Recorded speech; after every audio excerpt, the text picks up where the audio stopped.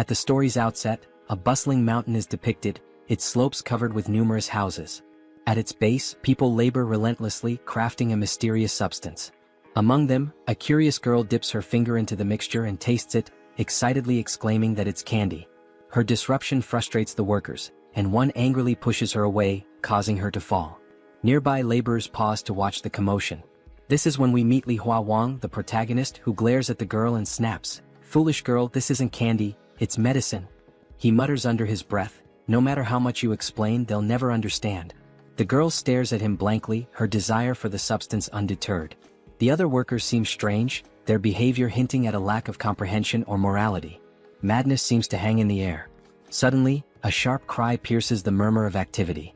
Li Huowang turns to see a man grabbing a white-haired girl roughly. With a cruel laugh, the man sneers, "I want to play with your body," his intentions clear.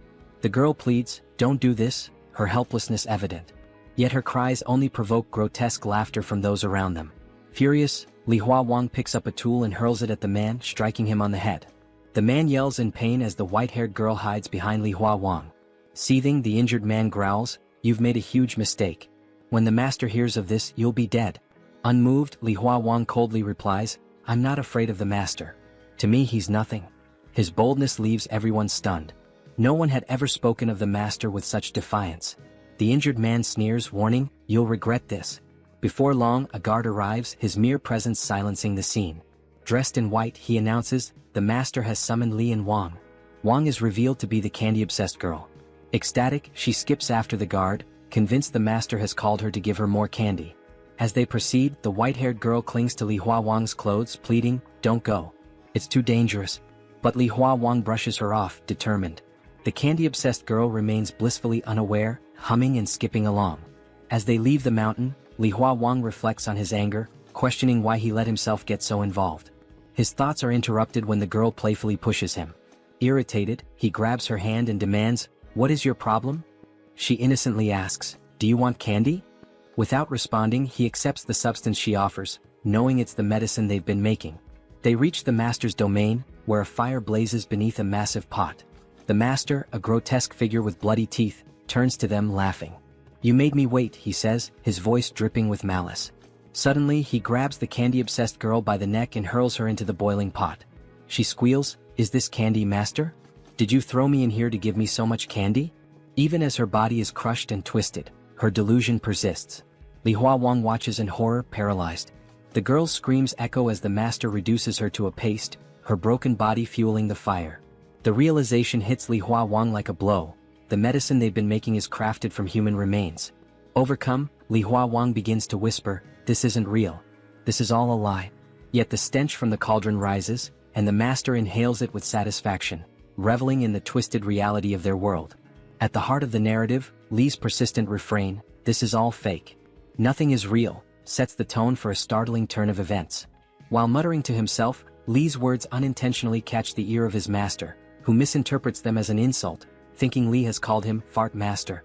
Enraged, the master demands an explanation, shouting, "What did you say? What am I?" Li, lost in his own thoughts, continues murmuring, "This is all fake. This master's voice is fake." Frustrated by Li's apparent disregard, the master attacks him, furious at being ignored. But before the confrontation escalates, reality begins to unravel. Li's body starts to disappear, glowing with an intense green light, until the scene freezes entirely. The next moment, Li awakens in a hospital. Restrained and surrounded by silence, he hears only the rhythmic beeping of machines and his own heartbeat. He is alone in a stark room, his surroundings contrasting sharply with the chaotic hallucination he just experienced. It becomes clear that Li is hospitalized, and his condition takes the story in an unexpected direction. A doctor enters, asking Li about his latest hallucination. Li, distressed, describes witnessing horrifying events, a master crushing a girl into paste and turning her remains into medicine. Even as he recounts the vision, Li struggles to understand its meaning, questioning if there's a deeper connection or purpose behind these vivid, seemingly real experiences. The doctor listens attentively, documenting Li's account on a tablet, but dismisses Li's musings about justice and purpose. None of this is true, the doctor insists. Li, however, finds little solace in the familiar dismissal, his frustration evident. The doctor warns that Li must accept these visions as illusions to leave the hospital. Until then he will remain confined. It's revealed that Li is in a mental hospital, and his isolation weighs heavily on him. The doctor reiterates, when you stop seeing all this as real, you'll be able to leave. After the doctor departs, Li gazes longingly, yearning for freedom and normalcy. Shortly after, a girl enters the room, her cheerful demeanor a stark contrast to Li's despair. She overheard part of the doctor's words and optimistically tells Li, "You can leave the hospital soon." The girl, Nana, is Li's childhood friend. Her affectionate gaze and efforts to cheer him reveal her deep care for him. Smiling, Nana produces a surprise from her bag, Li's schoolbooks.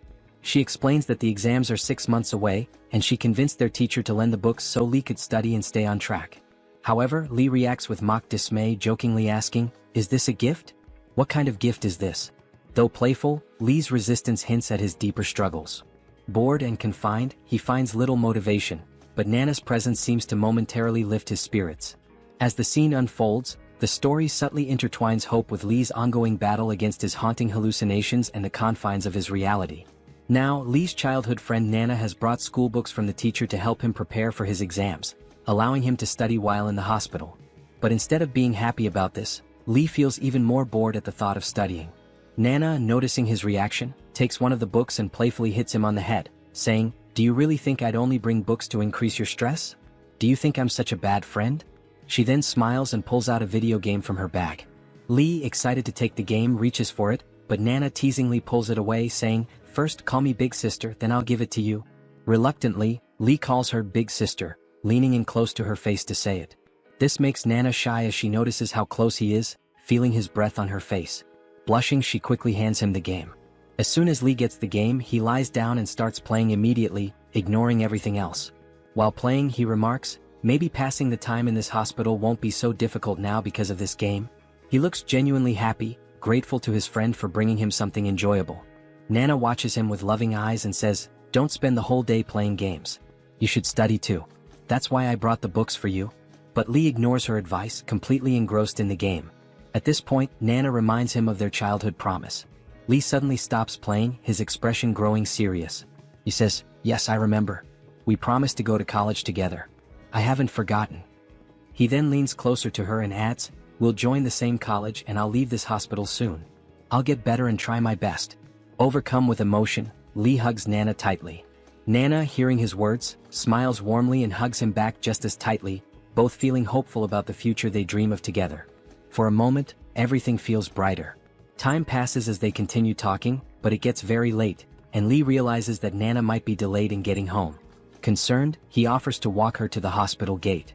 Nana agrees, and as Li begins to put on his slippers, something unexpected happens. A sudden, unbearable headache grips Li. The pain is so intense that he can barely stand. Holding his head, he mutters, "What's happening to me?" He grabs onto the nearby table to steady himself, feeling like his head might explode. That's when his eyes land on something familiar, the medicine pestle from his hallucinations. It's lying on the table just like in the visions he had described. Shocked and confused, Li wonders if he is hallucinating again, but this time it feels different. Unlike before, the hallucinations seem to be manifesting in the real world. While he stands there, overwhelmed by pain, Nana notices and asks, "What's wrong? Are you okay? Does your head hurt? Please tell me what's happening." But Li doesn't answer her. Instead, he mutters to himself, "I've done everything the doctor said. I've taken all the medicine. Why is this still happening to me?" His frustration grows as he realizes that despite following all the instructions, nothing has improved. Suddenly, Li forces himself to stop and pretends everything is fine. Smiling weakly, he says to Nana, "Did I scare you? I was just joking." He tries to laugh it off as if it were a prank, concealing his pain and confusion. Nana, however, doesn't find it funny. She turns her back to him, saying, "Stop doing childish things. You scared me. You're not a kid anymore, so don't joke about serious matters like this." Angry and upset, she starts walking away. Li, realizing he has upset her, calls out, "Wait, I was just joking. Don't be mad at me." He looks back at the table to check if the pestle is still there, but it's gone. Confused, he wonders if it was just another hallucination. Deciding it's best not to dwell on it, Li follows Nana to apologize. When he catches up, he asks her to forgive him. Nana, still playful, touches his cheek with her finger and says, "I'll come visit you again next week. Take care of yourself, eat properly, and don't forget to study the book I brought you." Her words reveal how much she cares for Li. Hearing them, Li smiles and says, "Okay, I'll take care of myself. You take care too." As Nana walks out of the hospital gate, she waves goodbye. Li raises his hand, calling out loudly, "Take care of yourself, Nana." Watching her leave, he feels grateful for her support and love, even as his mind remains burdened by his worsening condition and the strange connection between his hallucinations and reality. After Nana left, Li returned to his room in the hospital, but his mind remained fixated on the medicine pestle he saw earlier. Walking slowly, he muttered to himself, "Has my mental health gotten worse?" This was the first time his hallucinations seemed to intrude into reality, and the thought made him anxious. Until now, his hallucinations only occurred when he closed his eyes, transporting him to that strange world. But now, he was seeing elements of those visions in real life. Fear crept in as he thought about the implications. If his condition worsened, he might not be able to go to college with Nana as they had planned. The promise they made might be broken. He shook his head, recalling his father's reassurances that the doctor treating him was excellent and would cure him soon. Li trusted his father deeply, believing that he must have chosen the best doctor. Determined to hold on to that hope, he raised his hand and shouted aloud, "I'm going to go completely crazy staying in this place with all these lunatics." As his voice echoed through the hallway, he suddenly felt something in his pocket. Confused, he paused and reached inside, saying to himself, "What's in my pocket?" He was certain he hadn't placed anything there. Pulling the object out, Li's eyes widened in shock. It was the same candy the white-haired girl had given him in his hallucination. His heart raced as he stared at it, unable to comprehend how it could have ended up here. "This is the same candy the girl gave me," he whispered. "How did it get into my pocket?" His hands trembled as he held the candy. Desperate to determine if it was real, he decided to test it. Putting it in his mouth, he was overwhelmed by its taste. It was disturbingly sweet yet carried an unsettling undertone. His stomach churned as he remembered how that candy was made in the hallucination, by crushing humans into paste. Li's thoughts spiraled. If his hallucinations were manifesting in reality, what did that mean for his condition? He clutched the candy, now more desperate than ever for answers. If the doctor sees this, maybe he'll understand what's happening to me. Maybe I'm not crazy after all, he reasoned. Hope flickered in his chest as he thought this might lead to his discharge from the hospital. But just as he started running toward the doctor's office, he stopped abruptly. A chilling realization struck him. If the things I get in my hallucinations appear in reality, he said to himself, then this could be an opportunity. His eyes gleamed with a strange intensity, glowing faintly in the dim light of the corridor. Li's face twisted into an unsettling expression, his mind racing with possibilities. Deciding to keep this revelation to himself, he pocketed the candy and turned away. Whatever his plan was, he wasn't going to share it with the doctor just yet. Later, we see Li in his hallucinatory world, shouting at the strange inhabitants, "Do you people have money? Silver? Gold? Anything?" His voice echoed, but the people around him only stared blankly, unable to comprehend his words. Frustrated, Li sighed. "No matter how much I explain, you won't understand. You're all addicts, too far gone to grasp what I'm saying," he muttered under his breath. The people scratched their heads, staring at him with vacant expressions. Suddenly, the white-haired girl called out to him, "Li brother, can you come here for a moment?" She gestured for him to follow her to a quiet corner. Curious, Li followed. When they were alone, the girl reached down and revealed a small gold bracelet hidden around her ankle. Smiling warmly, she handed it to him. "Here, Li brother. I've kept this safe, but I want you to have it," she said softly. Li was taken aback. "Why are you giving this to me?" he asked. The girl looked down, her voice wistful. "You saved me before and I trust you. Besides, I have no use for it here. I'll never leave this place." Li examined the bracelet carefully. "It's small, but it's real gold," he murmured. Pocketing it, he promised, "I'll return this to you someday." To thank her, Li handed her a piece of candy. "This is really good. Try it," he said, smiling. It wasn't the same candy she had given him before. This one was real. How Li obtained it remained a mystery for now. The girl accepted the candy with a shy smile, but as this exchange took place, the other people around them started laughing eerily, their eyes glinting with a sinister light. Among the crowd, a man sneered, "This is getting interesting." Their laughter grew unsettling, making the atmosphere tense. Just then, a guard appeared and barked, "What are you all doing standing around? Get back to work." The laughter ceased instantly and the people scattered, their expressions fearful. It was clear that they were terrified of the guards and the master who controlled this world. The guard's eyes scanned the crowd and he growled, "You weren't brought here to waste time. Focus on your tasks." Li stood still, clutching the gold bracelet in his pocket. His thoughts churned as he formulated his next move. The guard then looks at Li and the white-haired girl. Because they were the reason everyone had gathered there. The guard notices Li taking the gold and gives him a very suspicious look. Thinking to himself, "Are you planning to make medicine with that gold?" The guard is suspicious of what he is going to do with the gold, because he will never be able to leave this place. So what is the use of taking it? Li keeps looking at the guard with his sharp eyes, and maybe he was thinking, why is the guard looking at me for so long? Before leaving, the guard tells Li, get back to work. If the master's medicine is not ready on time, he'll turn you into the medicine. The guard had something shiny tied with a rope around his waist, and it was glowing brightly. Li notices it and asks, is that an ancient jade pendant? Looking at it, Li smiles, and from his expression, we understand that he wants to take it. He feels it must be very ancient and old, so if he could somehow take it to his world, he could sell it and get a lot of money. Later, at 3 a.m. when everyone is asleep, Li sneaks into the guard's cave to take that object. He finds it very easily because it glows brightly in the night. His luck was good because the guard had apparently gone outside on patrol during the night. Li might have known this, which is why he timed it perfectly. Holding the jade pendant in his hand, Li says to himself and thinks of his childhood friend Nana. Maybe now I can pay the college fees and cover my hospital expenses. Li is very poor, which is why he is doing all this. This is also the reason he initially asked everyone for any gold or silver, so he could take it back to the real world, sell it, and end the poverty for both himself and his childhood friend Nana. With great happiness, he runs down the stairs, holding the pendant tightly, saying excitedly, I found an antique pendant. I found a pendant. As he rushes down the stairs, he notices a light. It looks like someone is coming up the stairs. He thinks it could be a guard, and if they see him at this time, it could become a big problem. Li panics completely and has no idea what to do. Just then, the terrifying guard appears behind him and says quietly, what are you doing here so late at night? Hearing this, Li is utterly shocked. He can't even bring himself to turn around. He's so scared, thinking that he has been caught. He imagines the guard might report him to the master, who will punish or even kill him. This is the same guy from whose cave he stole the jade pendant. Li turns around, trembling, and says, I didn't do anything. I was just passing through. But then he notices the guard's clothes, which are different, so he asks why the guard is dressed like that. The guard doesn't answer and instead grabs Li by his clothes, dragging him along. While dragging him, the guard says, people are escaping from here and you'll have to come with us. There were other guards with him, and as they pulled Li along, one of them added, if you stay here you'll die one day. Li asks in disbelief, are you guys really escaping from this place? He finds it hard to believe because they are all guards, and the idea of guards running away surprises him.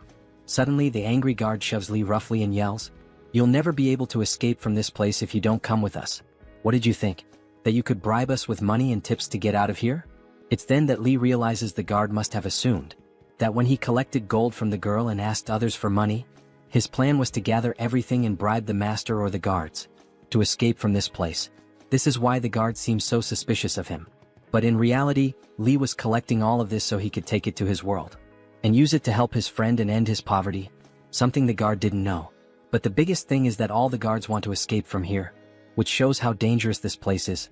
This is where the story takes a different turn, because Li thought that maybe the master and the guards had some kind of freedom in this place, but now even the guards want to escape. You can imagine how dangerous this place really is. Li doesn't say anything to the guard and thinks to himself, no matter what happens, I'll return to my real world. I've gotten what I wanted. He presses his eyes tightly, trying to hold back the emotions, to stay focused on the hospital. So Li acted this way because if he had stayed in that place, they might have taken him away, potentially leading to a fight. Anything could have occurred. That's why he came out of the hallucination, believing that by doing so, everything would stop as it was his hallucination. Hence, he closed his eyes and returned to the real world. When his eyes opened, it was nighttime and he found himself tied to the bed. Maybe the doctor was also asleep. Whenever Li closes his eyes, the doctor likely restrains him to prevent him from escaping. It's possible that while Li is trapped in his hallucinatory world, the doctor takes certain actions. This could explain why the doctor keeps him bound.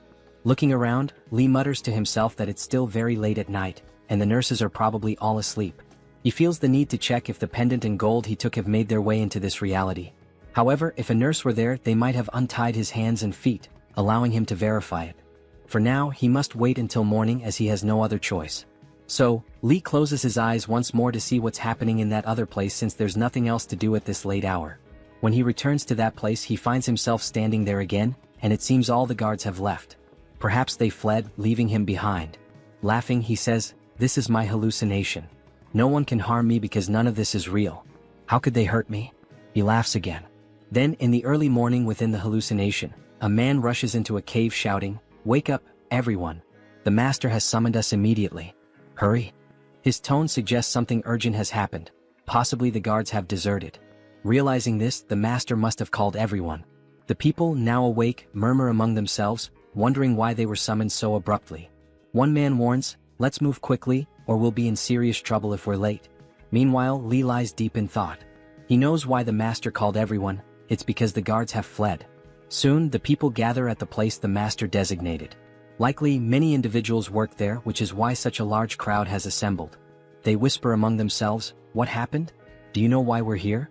The master emerges from his home and addresses the crowd. "Are you all here?" Li, standing nearby, thinks, "What is this old man up to now? He treats us like dogs, summoning us at his whim. Anyone who's late gets killed on the spot." The master continues, "Last night at 3 a.m., some of my own guards tried to escape." The master then reveals 4 individuals tied with ropes. Li, shocked, realizes this is why everyone was called, to witness what happens to those who try to flee. The master announces, "This betrayal has deeply hurt me. My most trusted guards attempted to run away without informing me." He drags the tied guards in front of the workers and proclaims, "Here the rules are simple, rewards for loyalty, death for betrayal." He likely summoned everyone to witness this horrifying punishment as a warning against escape attempts.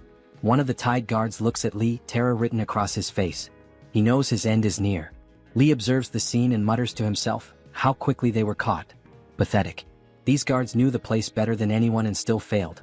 The master then yanks on the rope, performs some kind of magic and shouts, "Open!"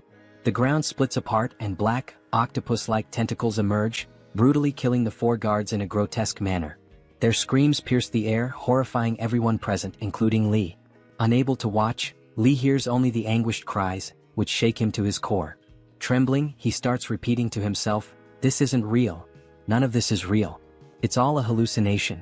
He tries to calm himself, recalling the doctor's words, not to take these illusions seriously. But then, a black tentacle appears near him, carrying one of the guards impaled on it. Seeing this, Li freezes in shock.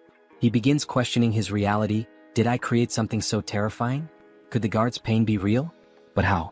To steady himself, he reminds himself of the doctor's advice and convinces himself that his fear is making the hallucination more intense. "It's all fake. None of it can hurt me," he repeats. Above, the master declares, "Anyone who tries to escape will face this fate or worse." Laughing, he adds, "I might even use their bodies for medicine." It becomes clear the master is using people in his experiments to achieve immortality. As the master walks by Li, he asks, "Why didn't you try to escape with them?" This reveals the master knew of the guard's plans involving Li. But Li remains silent, thinking, "This is just a hallucination. I don't need to fear him." The master places a hand on Li's head and says, "Good. You made the right choice by not joining them.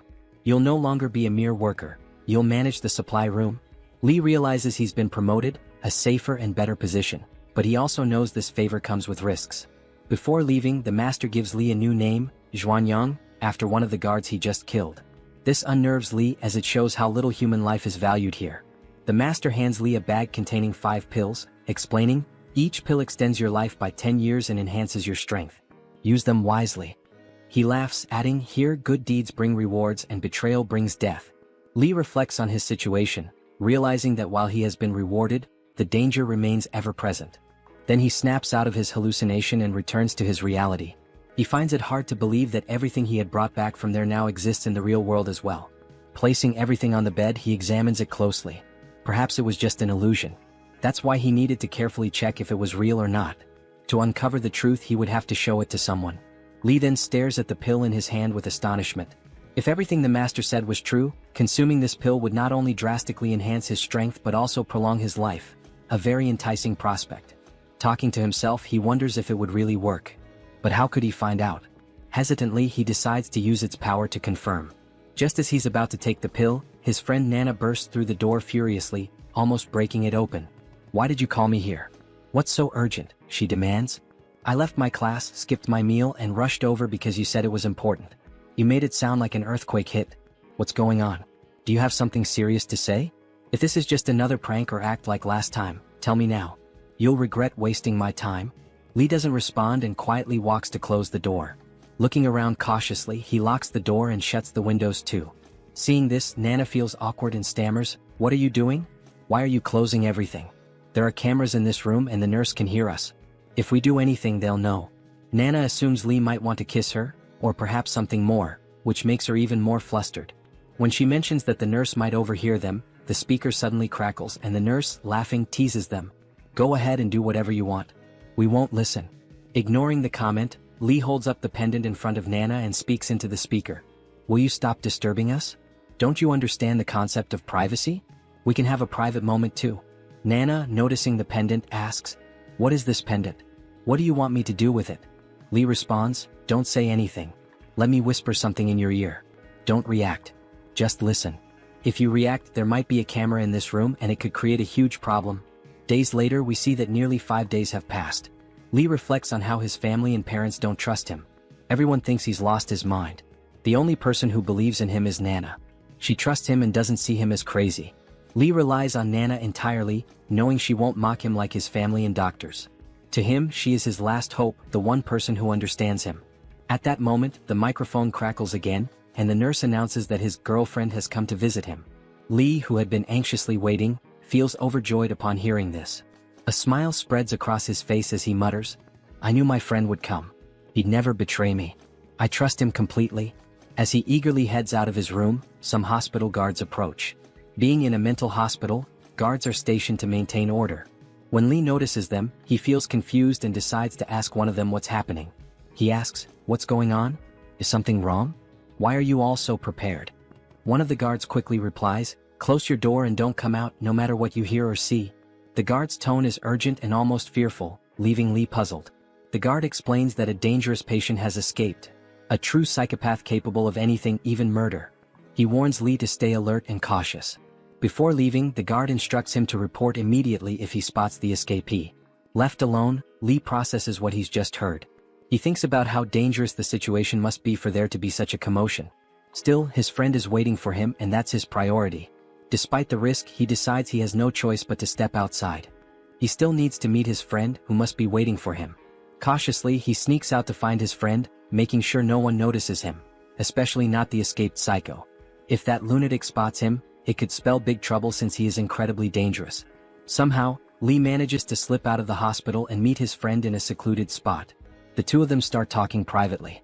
Nana tells him, I sent off the gold and the pendant you gave me. The pendant was ancient and valuable, so it sold for a good price. But the gold was too light, so I didn't get much for it. Hearing this, Li runs a hand through his hair in a stylish manner and exclaims, I knew it. I knew it. I'm not crazy. He then bursts into laughter, a sound unsettling and eerie. Suddenly, the atmosphere shifts and he begins experiencing hallucinations again. This time, however, he doesn't feel scared.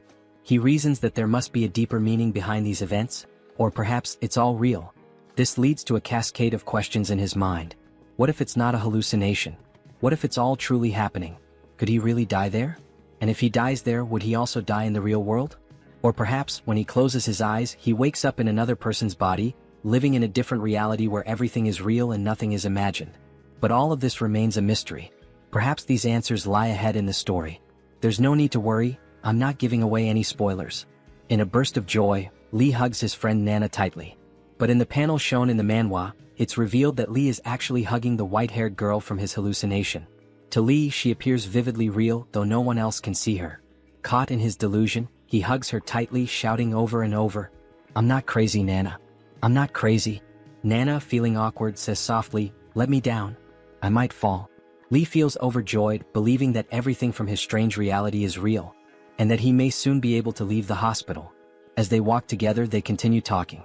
Li confidently declares, my ability is real.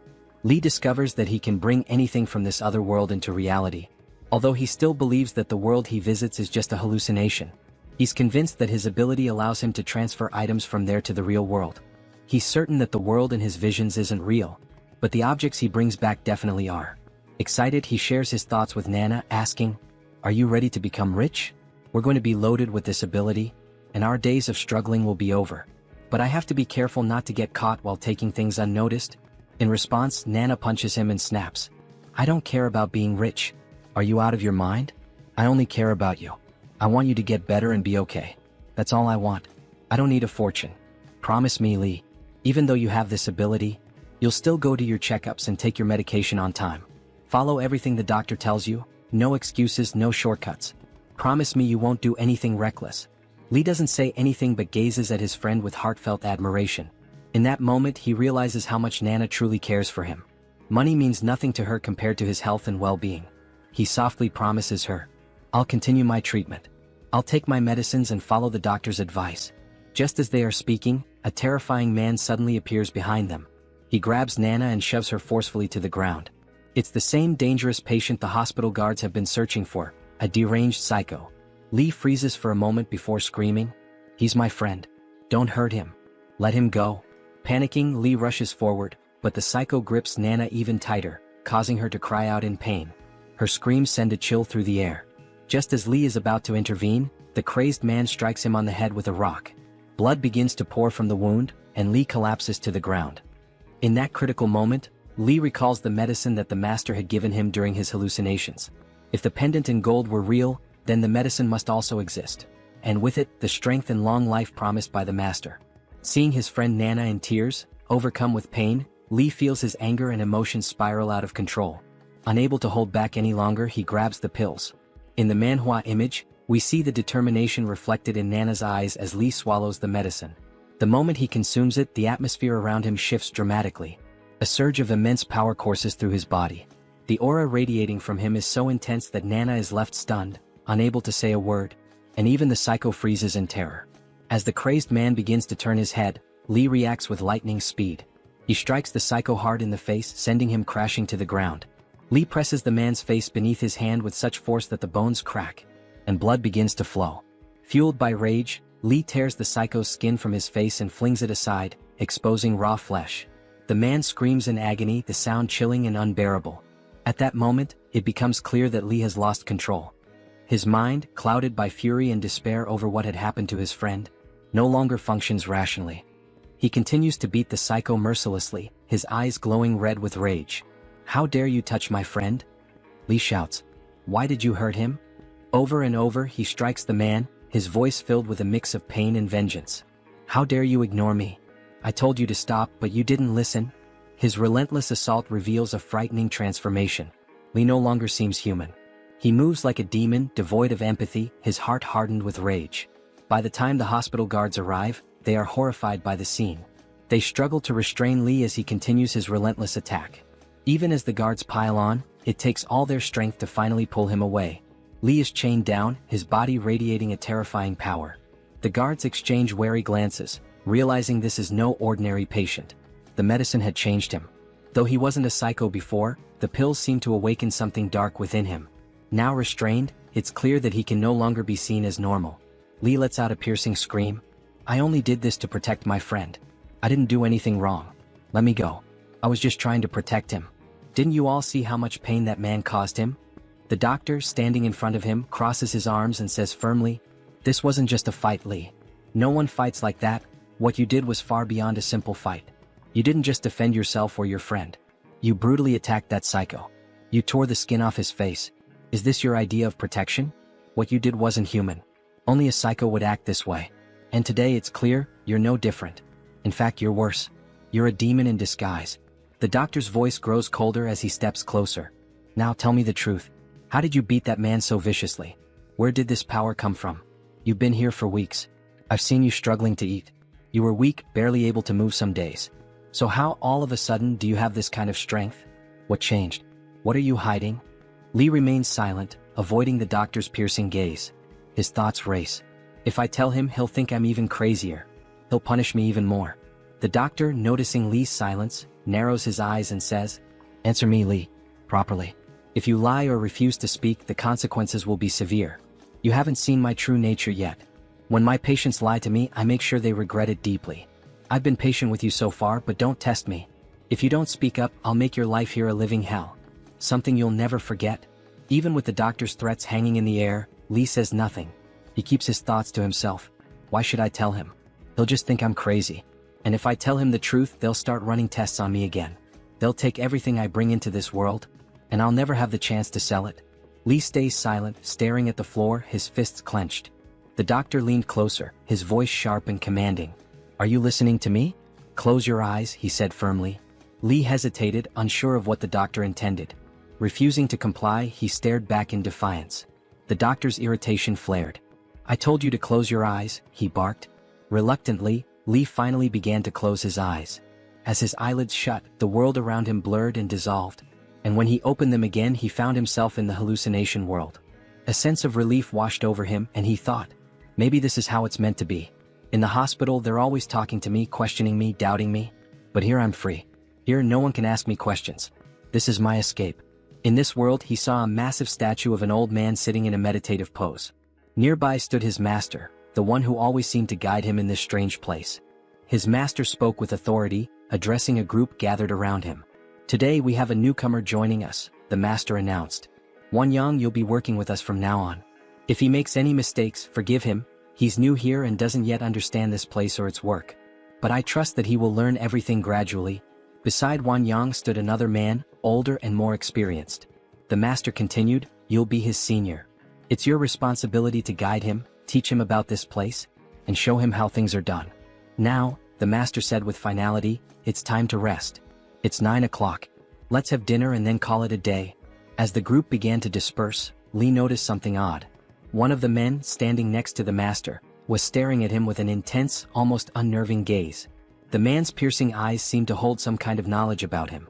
Li couldn't shake the feeling and thought to himself, why is this guy looking at me like that? Am I a girl or something? Is there something on my face? What's his deal? It was the first time Li had seen this man in the hallucination world, and they had no connection. So why the intense stare? Later, as Li and his assigned senior walked up a flight of stairs, Li broke the silence and asked, who was that guy staring at me back there? And why was he looking at me like that? The senior glanced at Li and answered, his name is Senior Brother Jin Khan. He's unique. You'll get used to him. Li learned from his senior that the man's name was Jin Khan. The senior continued, ever since Jin betrayed the master, there's only been one inner disciple, Brother Jin Khan. He's the master's most trusted confidant and handles all the important tasks. The master relies on him completely. Whoever you meet here, show them respect. Speak politely to everyone and don't act rudely. If you do, the master won't take it lightly. He's very strict when it comes to respect, so be mindful of that. As someone new to this world, Li appreciated the advice. He nodded and said, thanks for explaining everything. I'm new here and don't know much yet. Eager to contribute, Li asked, now that I'm the master's official disciple, what's my first task? What should I do next? His senior replied, for now, your main responsibility is to handle supply tasks around this place. Even though you're officially a disciple, you're not close to the master yet. If you want to earn his trust, you'll have to work hard and remain loyal to him. Always show respect. If you do well, the master might one day teach you the ultimate secret, immortality. Li's eyes widened with excitement at the mention of immortality. Immortality? He exclaimed. Can the master really teach me? When will he teach me? Tell me, please. His senior chuckled at Li's enthusiasm and said, calm down. Right now, the master isn't going to teach you. He doesn't trust anyone easily. The only person he trusts is Jin Khan. If you want to learn about immortality, you'll first need to win the master's heart. That means working hard, proving your loyalty, and becoming an inner disciple. Even then, it's not guaranteed. Many people have tried and failed to earn his trust, and it often takes years. For now, forget about immortality. Focus on your current tasks. Maybe in 1 or 2 years, if you're persistent and loyal, the master will see your worth and begin teaching you. Li's amazement grew as he processed this information. He thought to himself, this place is truly incredible. So many hidden secrets lie here. If I could learn about immortality, it would change everything. After learning about the hidden wonders of the place, Li's curiosity grew insatiable. He wanted to uncover all the mysteries it held. However, his immediate focus remained clear. To bring something valuable from this world back to the real one, not just to escape poverty for himself but to help his friends too. That thought consumed him. Then, his perspective shifted when he stumbled upon a place where medicines were made. He watched in horror as people were killed, their essence fueling the creation of magical substances. A large cauldron bubbled violently, and strange, shimmering ingredients were added to it. The master stood before the cauldron, opening it with a commanding gesture. Inside, the contents glowed as 2 magical medicines formed, one green and one red. Li was stunned. How foolish have I been? He thought. I was only thinking of taking money from this world, but these medicines hold unimaginable power. If I could take them to the real world, I could become invincible, maybe even immortal. The desire to take the medicines burned within him. He imagined harnessing their power to reshape his life, to protect his friends, and to achieve anything he desired. But then a troubling thought crossed his mind. What if I take the medicine without knowing its effects? What if it's too much for my body to handle? I could overdose and lose control or worse, die. He realized he needed to tread carefully. First, he had to learn everything about the medicines and their powers. Determined, he resolved to focus on his current task, earning the master's trust. If he could do that, perhaps the master would teach him the secrets of immortality. As Li watched, the master transferred the magical medicines into bottles with a flick of his hand. His movements precise and almost hypnotic. Then the master turned to Li and said, "If you're here for the supplies, go and bring them." The girl with the white hair. Li froze. His blood ran cold. The girl with the white hair? His master intended to use her, his friend, the one who called him brother, as a component in the cauldron. Li's mind raced. How could I do this? How could I betray her and bring her to die? He couldn't bring himself to even consider such a thing. But before he could respond, the master stepped closer, his tone growing sharp. "Didn't you hear me? I said bring the supplies." Feeling trapped, Li closed his eyes tightly, unable to face the situation. He willed himself to return to his real world, desperate to escape the impossible choice. When he opened his eyes, he found himself back in the hospital. Standing before him were the doctor and his mother, their faces filled with concern. "Mom?" Li asked, surprised. "What are you doing here?" His mother rarely visited him, and her presence made him uneasy. His mother's eyes were filled with worry as she said, "The doctor called me. He told me about what happened to you. That you were attacked, hurt badly on your head." She stepped closer, placing a gentle hand on his shoulder. "Are you okay, my son? Do you have a headache?" Li forced a smile, trying to reassure her. "I'm fine, Mom. I don't feel any pain." But deep down his mind was far from fine. The guilt of leaving the white-haired girl behind and the dread of what might happen to her gnawed at him. Yet he couldn't bring himself to explain anything to his mother. "You don't need to worry, Mom. Everything's okay." His mom looks at him and says, "You have become so thin. Don't you eat in the hospital? Don't you like the food here? Have you ever looked at yourself in the mirror? You have become so thin." His mom took out the grape from the bag and said, "This is your favorite, right? I know it. Come on, open your mouth. It's very sweet. You'll like it a lot." While eating, he says, "Mom, don't worry so much about me and don't trouble yourself so much. Are you really here just to spend time with me?" Because he asks, his mom comes here very rarely. And it might be very few times that his mom doesn't get time to come here. Maybe that's why he is asking if you are here to spend time with me. His mom then feeds him all the grapes and talks to him for a while. His mom says, "If you don't get up, the doctor will take me to the crazy man's parents. And I will scold them a lot." His parents are waiting downstairs, so the doctor tells his mom that the crazy old man's family is waiting downstairs. So hurry up or they will leave. His mom says, "Let me talk to my son for a little while longer. There is still something important I want to tell him." Because of this, it's clear that his mom loves Li so much. And she is very strict with their parents for throwing stones at her son's head. Li says that he didn't do anything. He just fought with the old man to save his friend. His mom tells him not to worry, that she always trusts him and will handle everything. So he doesn't need to be concerned. Li looks at his mom with tear-filled eyes. And as she leaves, she tells him to always listen to the doctor and take his medicine on time, assuring him that he will get better soon, and that he doesn't need to be scared because his mom will always be with him. When his mom was about to leave the room, she pretended to be happy, but in reality, she was even more worried because his health was not improving. However, she didn't show her concern or sadness in front of him. Her eyes were filled with anger as she thought about the madman's parents, who had harmed her son and put him in this condition. But the way Li had fought the madman, perhaps in his case, the injury on his head was nothing. The madman had attacked his friend first, so it was his fault. In anger, she leaves to meet the madman's parents. As Li looks at his mom, his vision starts to blur. The doctor asks him to close his eyes, saying they will talk later. When Li opens his eyes again, he finds his master standing right in front of him. The master speaks, but Li is too troubled to pay attention. His thoughts are consumed with the white-haired girl. He wants to check on her to make sure she's all right. As he considers returning to find her, his master suddenly grabs his face with a tight grip. Startled and confused, Li struggles to understand why his master is holding him like that. Before he can ask, the master pulls something from his hand and says, "If you're awake now, eat this, my servant." Laughing, the master shoves the object into Li's mouth. Li is horrified as he feels tiny tentacles, like those of an octopus, wriggling inside his mouth. The tentacles are alive, moving, and Li can't make sense of what he's being forced to eat. The master had shoved it in so suddenly that Li hadn't even seen what it was before it was in his mouth. The master explains that this will prevent Li from panicking or being scared, perhaps thinking Li had fainted in fear when he was asked to bring the white-haired girl to this place. Li refuses, insisting, "I'm not sick and there's no need for this." He pulls the black tentacles from his mouth, and as he looks at them, he realizes his tongue has turned black. The master, unbothered, orders his guards to force-feed Li. Two guards approach with firm grips, holding Li's head and knives, ready to force the substance into his mouth. The master coldly commands, "You must eat this or they'll make you eat it." As the guards prepare to hold him down, Li suddenly feels bubbles rising around him, and his face slowly starts to sink into water. The moment his face touches the water, Li wakes up in his real world, where his friend Nana is looking at him, calling his name in concern. Nana, worried, asks if something is wrong or if Li had seen something frightening in his hallucination.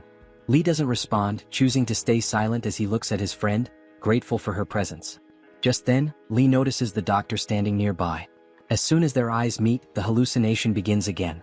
The doctor asks, "What did you see this time?" He notes Li's panicked reaction, his heart racing, and continues to probe, "You're so panicked and screaming while in the hallucination." Li, still shaken, decides not to tell the doctor about everything he had experienced. He doesn't want to alarm Nana, who is still standing close by. If she heard, she would surely be scared and worry about him even more. So Li simply says to the doctor, "I didn't fully see everything yet. It wasn't complete." Li then asked the doctor for medicine, telling him he needed a break from the hallucination-filled world. The medicine could stop the hallucinations for a brief time, and the doctor, surprised by the request, realized it was the first time Li had asked for it. As the doctor began to leave the room, he informed Li that the medicine had already been placed on the table. The doctor explained that the medicine only worked temporarily, and if Li truly wanted to escape his situation, he would need to apply everything he had been taught. He added that Li should let things unfold naturally, without interfering with anything. The doctor didn't explain why he said this, but it seemed like he had a reason. Nana, Li's friend, handed him the medicine along with a glass of water. Nana was holding 4 or 5 pills in his hand, but Li, panicking, quickly said he didn't need water to take the medicine. He insisted, "Just give me the medicine." As Li took the pills, he started hallucinating again, and saliva began to drip from his mouth. When Li swallowed the medicine, a black liquid began leaking from his mouth, something he could only see in his hallucination. After taking the medicine, Li confidently said, "Now I'm saved. After this, I won't have any more hallucinations." Upon hearing this, his friend became very anxious and asked what he meant by that. He asked if something terrible had happened to Li during the hallucination. His friend was deeply concerned, wondering if the hallucination had caused something horrible to happen to Li. Li didn't want to reveal the truth, but trying to calm his friend, he laughed and said, "It was just some crazy guy trying to feed me something disgusting and talking nonsense." He laughed it off, pretending everything was fine. However, as we focused on Li's face, we noticed that his mouth had turned black, something he was completely unaware of. Trying to maintain his composure, Li then said confidently, "I'm a modern young guy. These hallucinations don't scare me. I know it's all nonsense and none of this could ever happen in reality. So there's nothing to be afraid of." His friend seemed slightly reassured, but just then tentacles began to emerge from Li's mouth. Suddenly, Li found himself back in that strange world without closing his eyes or even falling asleep. The black tentacle they had forced him to eat caused him immense pain. His eyes widened in shock as he struggled to breathe, tears streaming down his face. He couldn't understand how this was happening. "I already took the medicine," he thought. Despite the medicine, he had somehow ended up back in that world. The strangest part was that Li hadn't even closed his eyes, and the medicine was supposed to prevent these hallucinations. He started talking to himself, saying, "If I just close my eyes and open them again, I'll return to my real world. Nothing will happen. There's nothing to be afraid of." He kept reassuring himself as he tightly shut his eyes. But when he opened them again, he was still in the same place with his master and the 2 guards standing before him. This time he couldn't escape. His master spoke, saying, "Li, you have hysteria. That's why we gave you this substance. It will cure your hysteria. Now you can do your job properly." Then his master and the guards left, laughing, leaving Li behind, sitting in unbearable pain, tears streaming down his face. Black tentacles began to emerge from his mouth, but Li wasn't focused on the pain. Instead, one question consumed his mind: is this world truly real? And the world he had been returning to with all those people, was that fake? Li's heart shattered. Everything he had dreamed of, especially his moments with his friend Nana, suddenly felt like lies. Could it all have been false? He began to believe that this world might be the real one.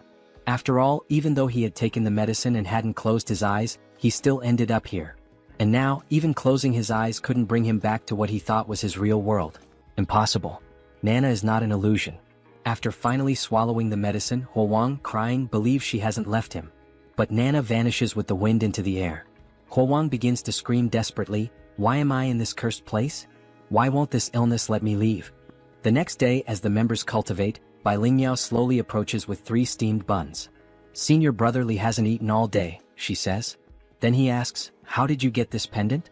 Lingyao replies that she received it as a gift from him. She explained that she didn't want it, but he insisted, pushing it into her hands.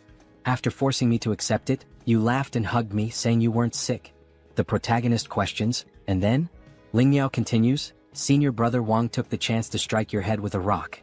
He thought you were dead and then tried to abuse me. Huowang, curious, asks, that chubby guy with the cleft lip? What happened to him, Wang was it? The girl explains, he was killed by Senior brother Li, don't you remember?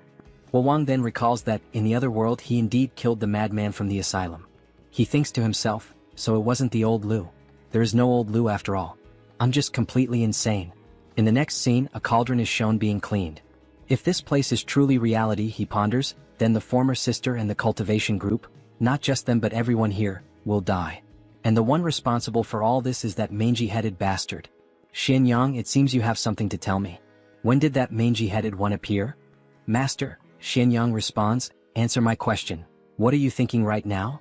This disciple, who admires the master's cultivation art with love, was merely pondering when I might reach such a level of cultivation. Another disciple, envious, remarks, what a pathetic excuse. However, the master smiles.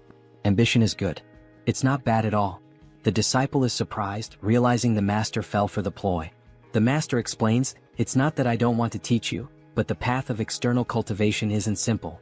Ordinary pills and alchemy are one thing, but if you wish to master both internal and external cultivation to achieve immortality, Master, are you close to achieving immortality?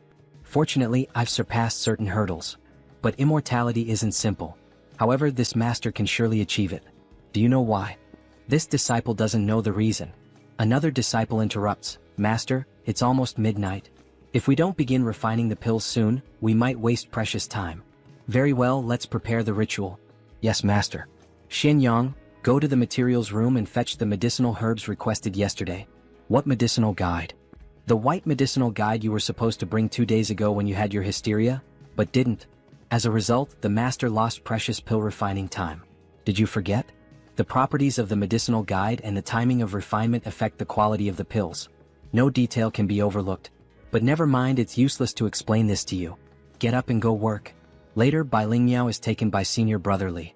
If you manage to leave here alive, she pleads, could you deliver a message to my family?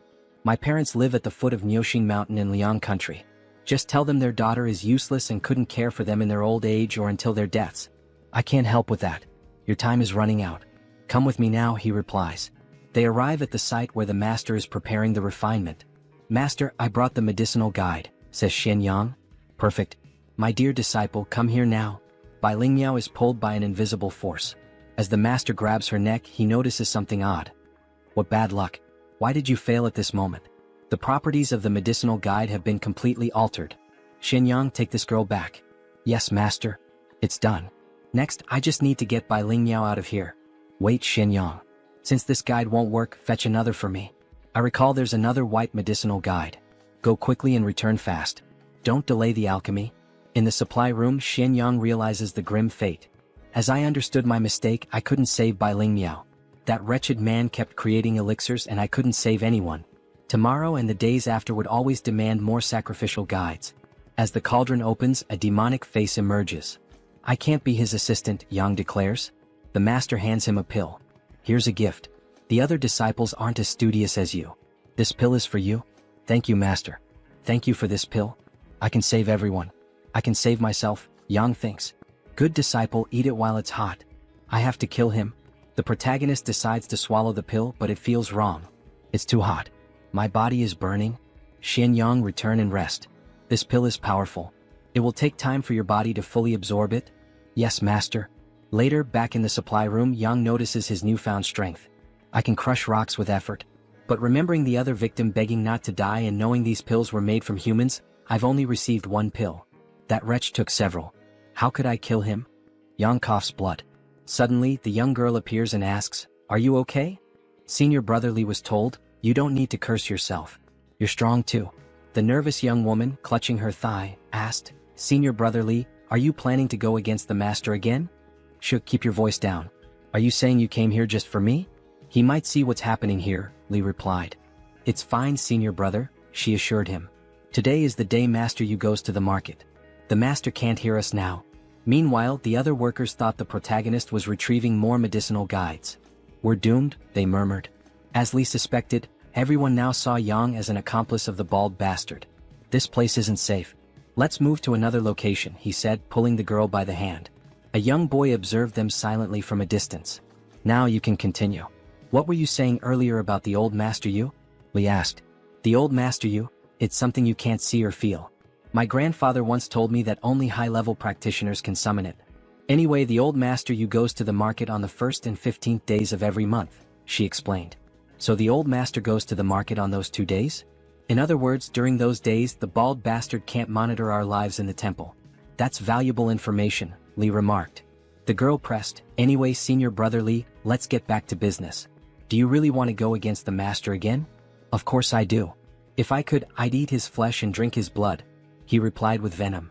Then count me in on this mission. I want to help too, the young woman said determinedly.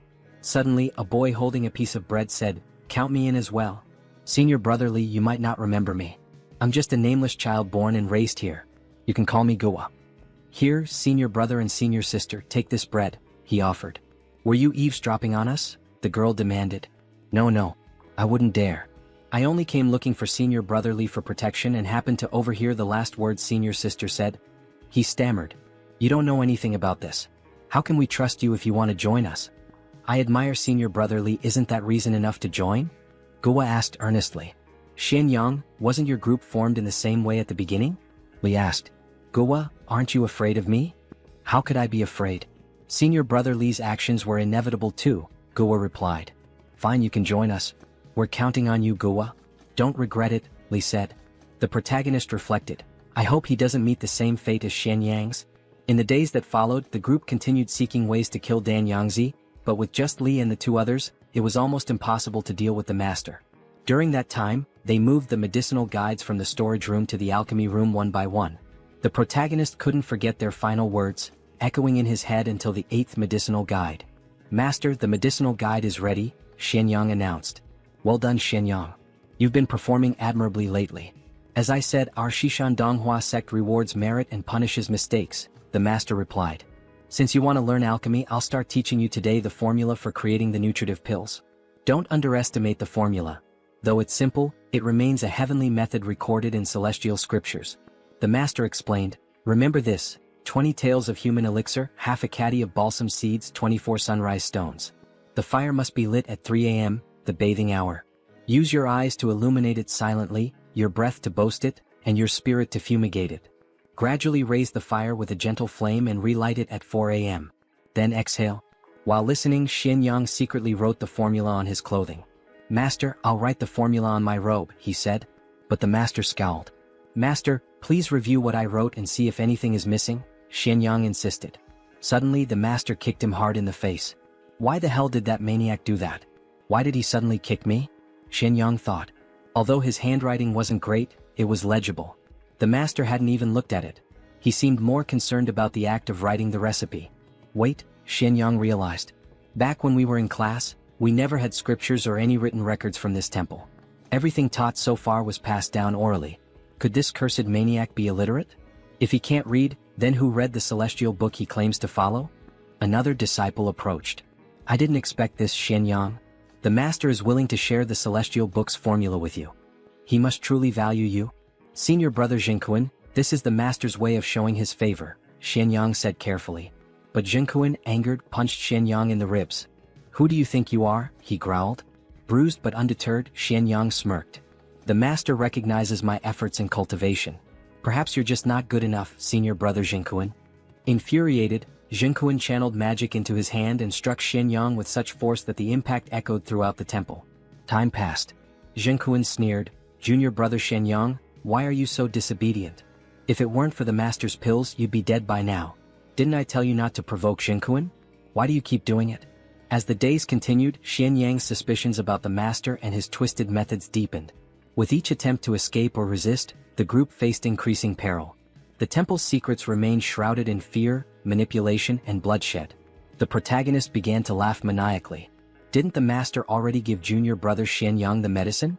Why is he acting crazy again? Someone questioned. A breaking point has been found, the protagonist declared, laughing like a madman. After the chaos, the protagonist deliberately created further conflicts with Zheng Kuan to provoke him into revealing news about his master. Judging by Zheng Kuan's expression, it seemed something significant was about to happen. The protagonist secretly observed Zheng Kuan, but Zheng Kuan continued his training step by step as usual. Just when the protagonist thought he might have been mistaken and that Zheng Kuan wasn't as greedy as he seemed, February 15th arrived. On that day when Li Huowang began refining pills, Zheng Kuan deviated from his usual practice.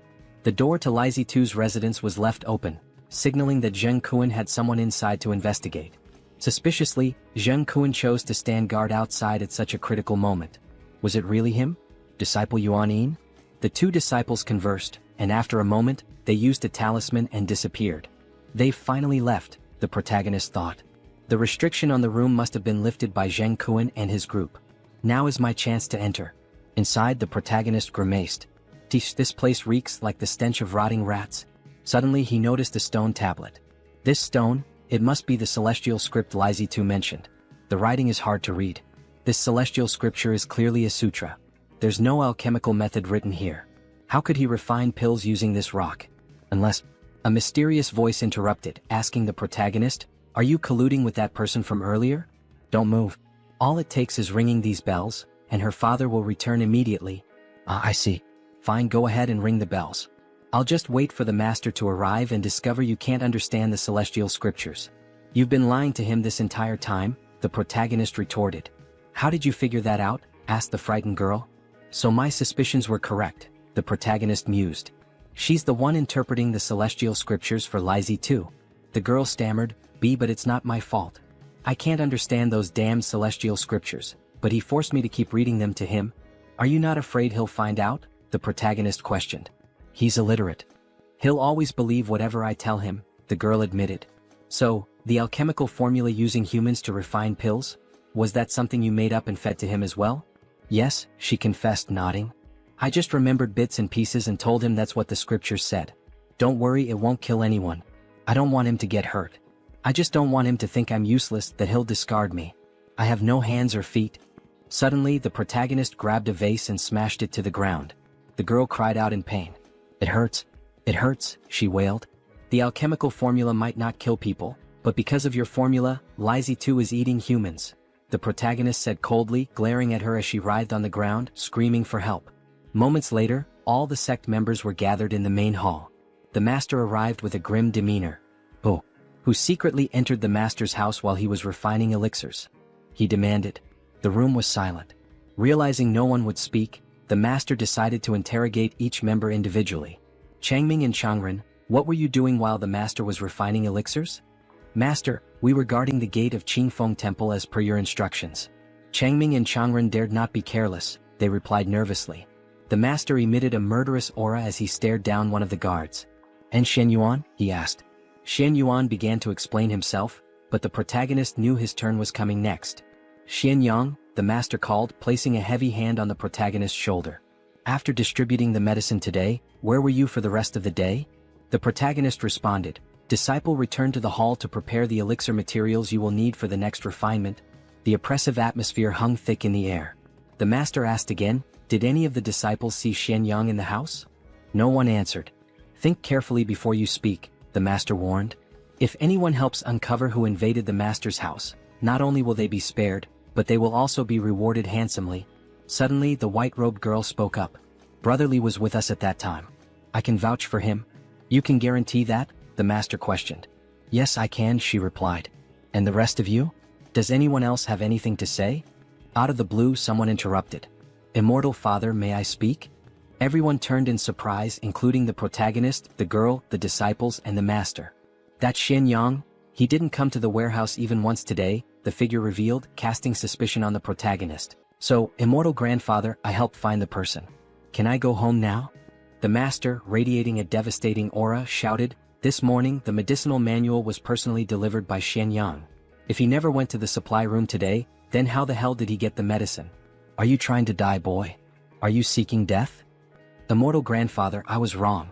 I was blinded by ambition, and that's why I lied to you. The boy fell to his knees, his forehead slamming against the ground as he begged for forgiveness. The master ignored him at first, but when he noticed one of the disciples with a faint smile on his face, he moved in a blur, tearing off a portion of the disciple's face. When Xianyang was being falsely accused by that brat, the master's voice was chilling as blood dripped from his fingertips. Tell me why. Why were you the only one happy while Xianyang was being falsely accused of committing a crime? Answer me, Xianin. A master, no. Please, it wasn't me. Xianin screamed in terror, blood pouring from his torn face. It was Zhengkuan. Senior brother Zhengkuan forced me to do it. Zhengkuan, realizing he had been betrayed and now faced the master's deadly gaze, bolted like a cheetah. So, it was you all along, the master muttered coldly. I should have realized sooner. Only Zhengkuan could have undone the restrictions on my chamber. As he spoke, his hand reached into his pocket. Does he truly think he can escape? That I would let him come and go as he pleases? The master's fingers closed around something, a coin. With a flick of his wrist, he tossed it into the air, then stomped down with immense force. The moment the coin shattered into 4 pieces, a ghostly image of it appeared inside Zhengkuan's skull. And just like the coin, he too was split, his body torn into 5 parts, losing both arms and legs instantly. The remaining disciples stood frozen in fear, unable to process what they had just witnessed. Even Xianyang and the white-haired girl were horrified beyond words. Master, I was wrong. When the gate veteran Jingda was hunting us down, it was my 2 younger brothers who sacrificed their lives so we could escape. Silence. The master's voice was cold, his gaze piercing. I know exactly what you're thinking right now. Master, I have already become useless. Please spare me this time. But the master slowly placed his foot atop Zhengkuan's head. You are just like your 2 younger brothers. All of you, mere wolves that can be raised. With that, he stomped down violently, crushing Zhengkuan's skull, sending blood splattering in all directions. You, the master pointed at someone. Come and pay your respects to the 3 deities. The protagonist stood there, momentarily dazed. Under the watchful eyes of everyone, he slowly kneeled before the 3 deities and bowed. 7, 8, 9 kowtows. When it was done, he knew what would come next, for he was still holding the incense sticks. Having paid his respects to the ancestral master, he heard the declaration that would change everything. From this day forth, you shall be this Taoist master's most favored disciple. Congratulations, senior brother. Congratulations. One by one, all the disciples stepped forward to salute their newly appointed senior. All right, Xianyang, come with me now. The rest of you are dismissed. The moment had finally arrived. Don't worry, you damned bald-headed fool. I will help you achieve your goal of immortality. The scene shifted. They were once again heading toward the sacred scriptures. I recall that you can read, can you not, Xianyang? Yes, master. Good. It is good that you can read. The master then began to weave his magic. The sound of cords slicing through the air echoed in Dan Yangzi's chamber as black threads that had once bound the stone tablet unraveled, slithering into his sleeve like writhing black serpents. At that moment, the sacred text was fully revealed before the protagonist. Come here. Take a look at the sacred scriptures. Can you read what is written here? Yes, master. That airhead completely made up all those previous cultivation methods to achieve immortality. If the protagonist couldn't keep up, he feared his secret would be exposed. So instead, he would rather tear everything down himself. The disciple seems to understand, the master mused while analyzing the stone tablet. Stop whining and tell me everything you see. Master, in these scriptures, why isn't the recipe for the blood-nourishing elixir here? The one you taught me last time? The protagonist continued, Master, you said that to become an immortal, one must refine both internal and external pills. But the method for refining internal pills, it's not here. What? The master's eyes widened. I'm telling the truth, the protagonist declared with conviction. He had no idea what kind of lies the girl in the vase had told Dan Yangzi. If he followed the original script, there was a chance he would fail. So, he decided it would be easier to be honest and figure something else out later. Besides, it wasn't even a lie. It was the truth. The entire method to become an immortal was nothing more than a fabricated story the girl in the vase had invented. Naturally, he would create his own fabricated story and method as well. This stone tablet records a technique for cultivating internal strength. It says here that on the eve of the new year, one can use various external pills alongside this technique to capture a portion of the spiritual energy that the heavens release into the mortal realm. We can then absorb it and use it to ascend to immortality. Li Huowang stared at the stone tablet, his voice unwavering, speaking each word with such confidence that it sounded like absolute truth. A cultivation technique? It also requires external elixirs, the master asked. There seem to be multiple types of pills, the protagonist responded. This one requires 120 grams of cinnabar, 5 grams of white strychnine, 60 grams of acidin, and a wandering god? Master, what kind of ingredient is a wandering god? No wonder. No wonder the girl in the vase had said that this celestial scripture was always changing, making it impossible to memorize. No wonder he hadn't become an immortal after all this time. She had been deceiving this Taoist all along. Dan Yangzi didn't respond immediately. Instead, he observed for a while before speaking. Child? Even that girl managed to deceive me. Are you trying to do the same? The protagonist answered immediately. Master, this is the method to become an immortal. How could I possibly deceive you? After all, I also want to achieve immortality. The master stared at him, almost as if amused, trying to see if he could uncover any lies. Good. Dan Yangzi clapped his hands and laughed joyfully. First, explain this cultivation technique to me. Let's wait until I, your master, fully master it before refining any other pills. Then we shall ascend to immortality together, master and disciple. Yes, master. Finally, after a long day, the protagonist returned home. Fortunately, he had read countless novels, magazines, and manga. Otherwise, the techniques he created today would have been instantly exposed as nonsense by the leper. Suddenly, he heard a voice shout. Senior brother Li. Rest assured, now that I have returned safely, the promise I made to you, to escape, will naturally be fulfilled. Soon, you will all be able to go home.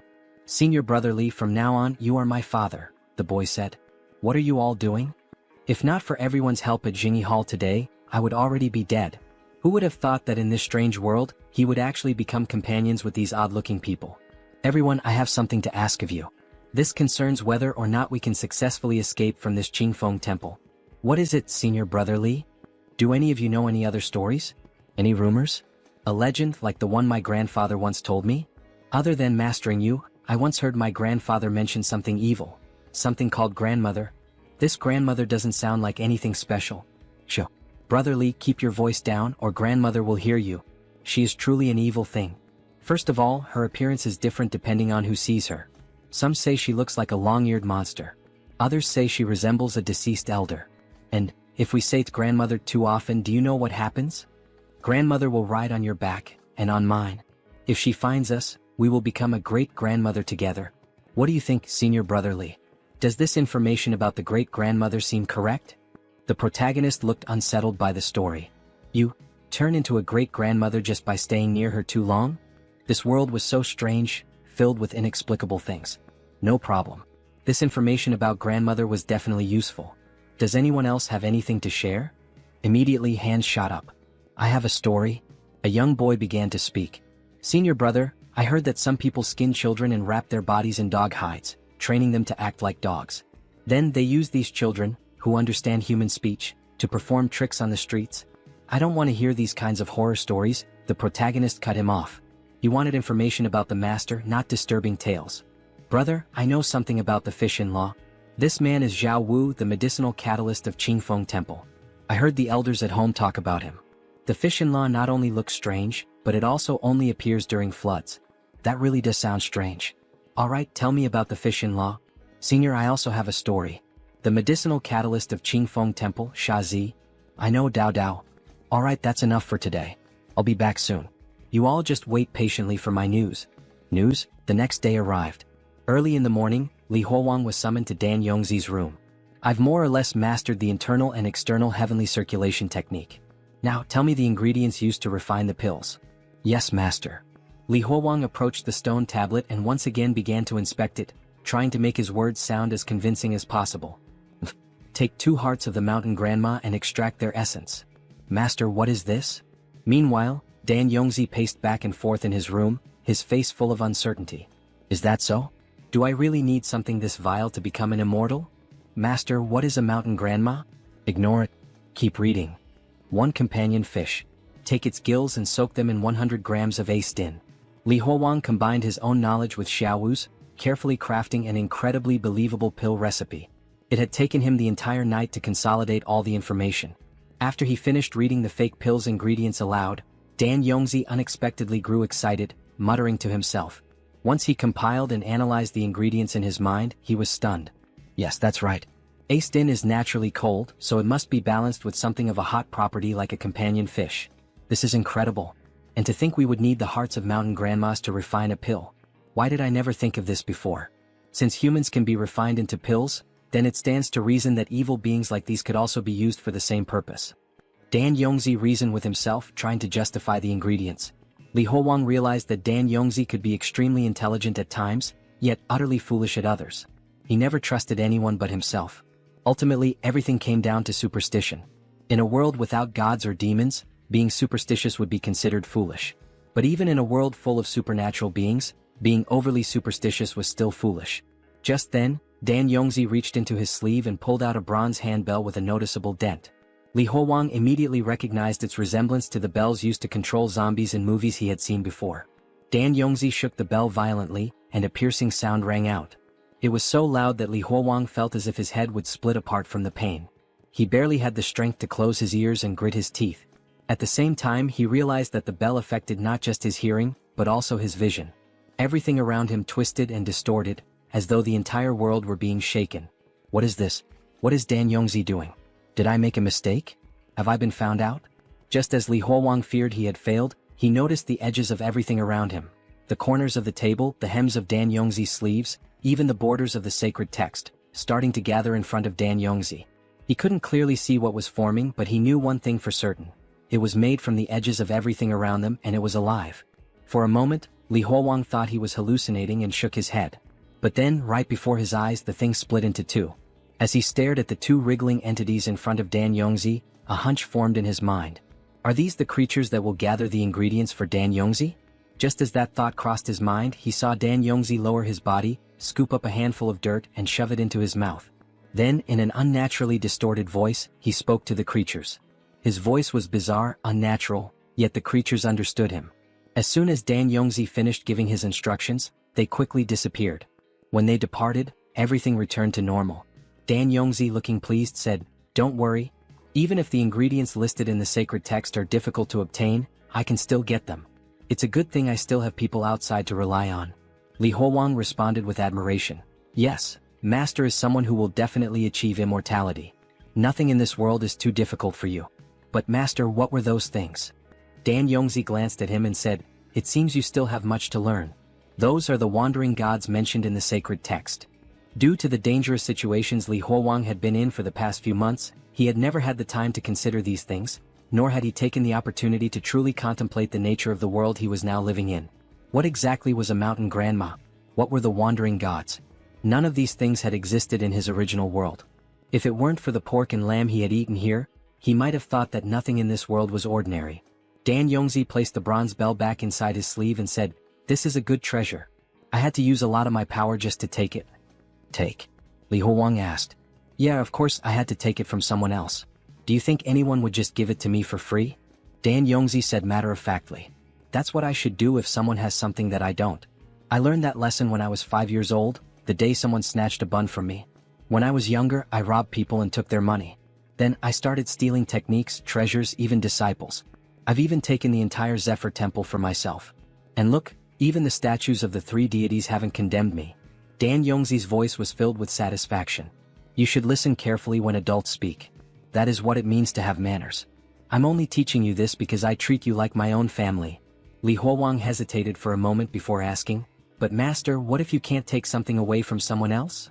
Dan Yongzi sneered. "Can't take it? Then I join forces with someone else to try and take it together. You're literate, yet you don't know how to use your brain? If I still can't take it, I'll poison them. If poisoning doesn't work, then I'll frame them. Do whatever it takes, use every underhanded trick possible. Just get what you need." Those few sentences alone were enough for Li Huowang to fully understand Dan Yongzi's way of doing things. He would stop at nothing, using any method necessary to obtain what he wanted. Li Huowang responded, "Master, you are quite wise." Dan Yongzi laughed coldly. "Yeah. So what if I can't read? So what if I don't understand many things? They called my ways vile and evil. Fine. Then I'll become an immortal and show them exactly who is stupid and vile." His last words came out as a shout, his ugly face contorted with rage. Li Huowang didn't know who Dan Yongzi was referring to, but it was obvious that there was a deep grudge between them. From that moment on, Li Huowang spent nearly all his time with Dan Yongzi, eating, sleeping, and researching the path to immortality together. During this period, he refined the recipe bit by bit, making the sacred text's method appear increasingly credible. Before long, the ingredients Li Huowang had requested arrived. One of them was sticky, pale white, and covered in soft black fur. The other was a lump of faintly glowing black boils. The sight of them filled Li Huowang with both disgust and awe. disgust at their repulsive appearance, and awe at Dan Yongzi's ability to actually obtain them. "Master, should we refine them now?" he asked. Dan Yongzi shook his head. "No need. There's still some time before the new year. Let's have our New Year's Eve meal first." Li Huowang was momentarily stunned by these words. A New Year's Eve meal? Was this some kind of tradition? Without hesitation, he followed Dan Yongzi out of the pill refinement room, making their way to the cave where meals were typically eaten. The other three disciples, Chang Ming, Chang Ren and Xian Yuan, were already there waiting. When Dan Yongzi saw the empty table, his expression darkened. "Why have you not set places for the deceased disciples? Hurry and prepare their utensils. We must welcome them properly for the New Year celebration." Soon, each dead disciple had their own set of utensils, placed neatly at the round table. Only then did Dan Yongzi's expression soften with approval. He took his seat at the head of the table while Li Huowang sat to his right. The left side remained empty. That seat was reserved for Jiang Kuan. "Bring out the dumplings." Assistants entered carrying a steaming plate of dumplings. The fragrant aroma filled the cave as they carefully used metal spoons to place the dumplings into everyone's bowls, including the ones prepared for the deceased disciples. Dan Yongzi chuckled.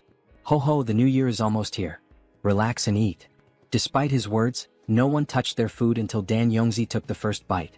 He picked up a white dumpling with his chopsticks and placed it into his mouth, chewing with satisfaction.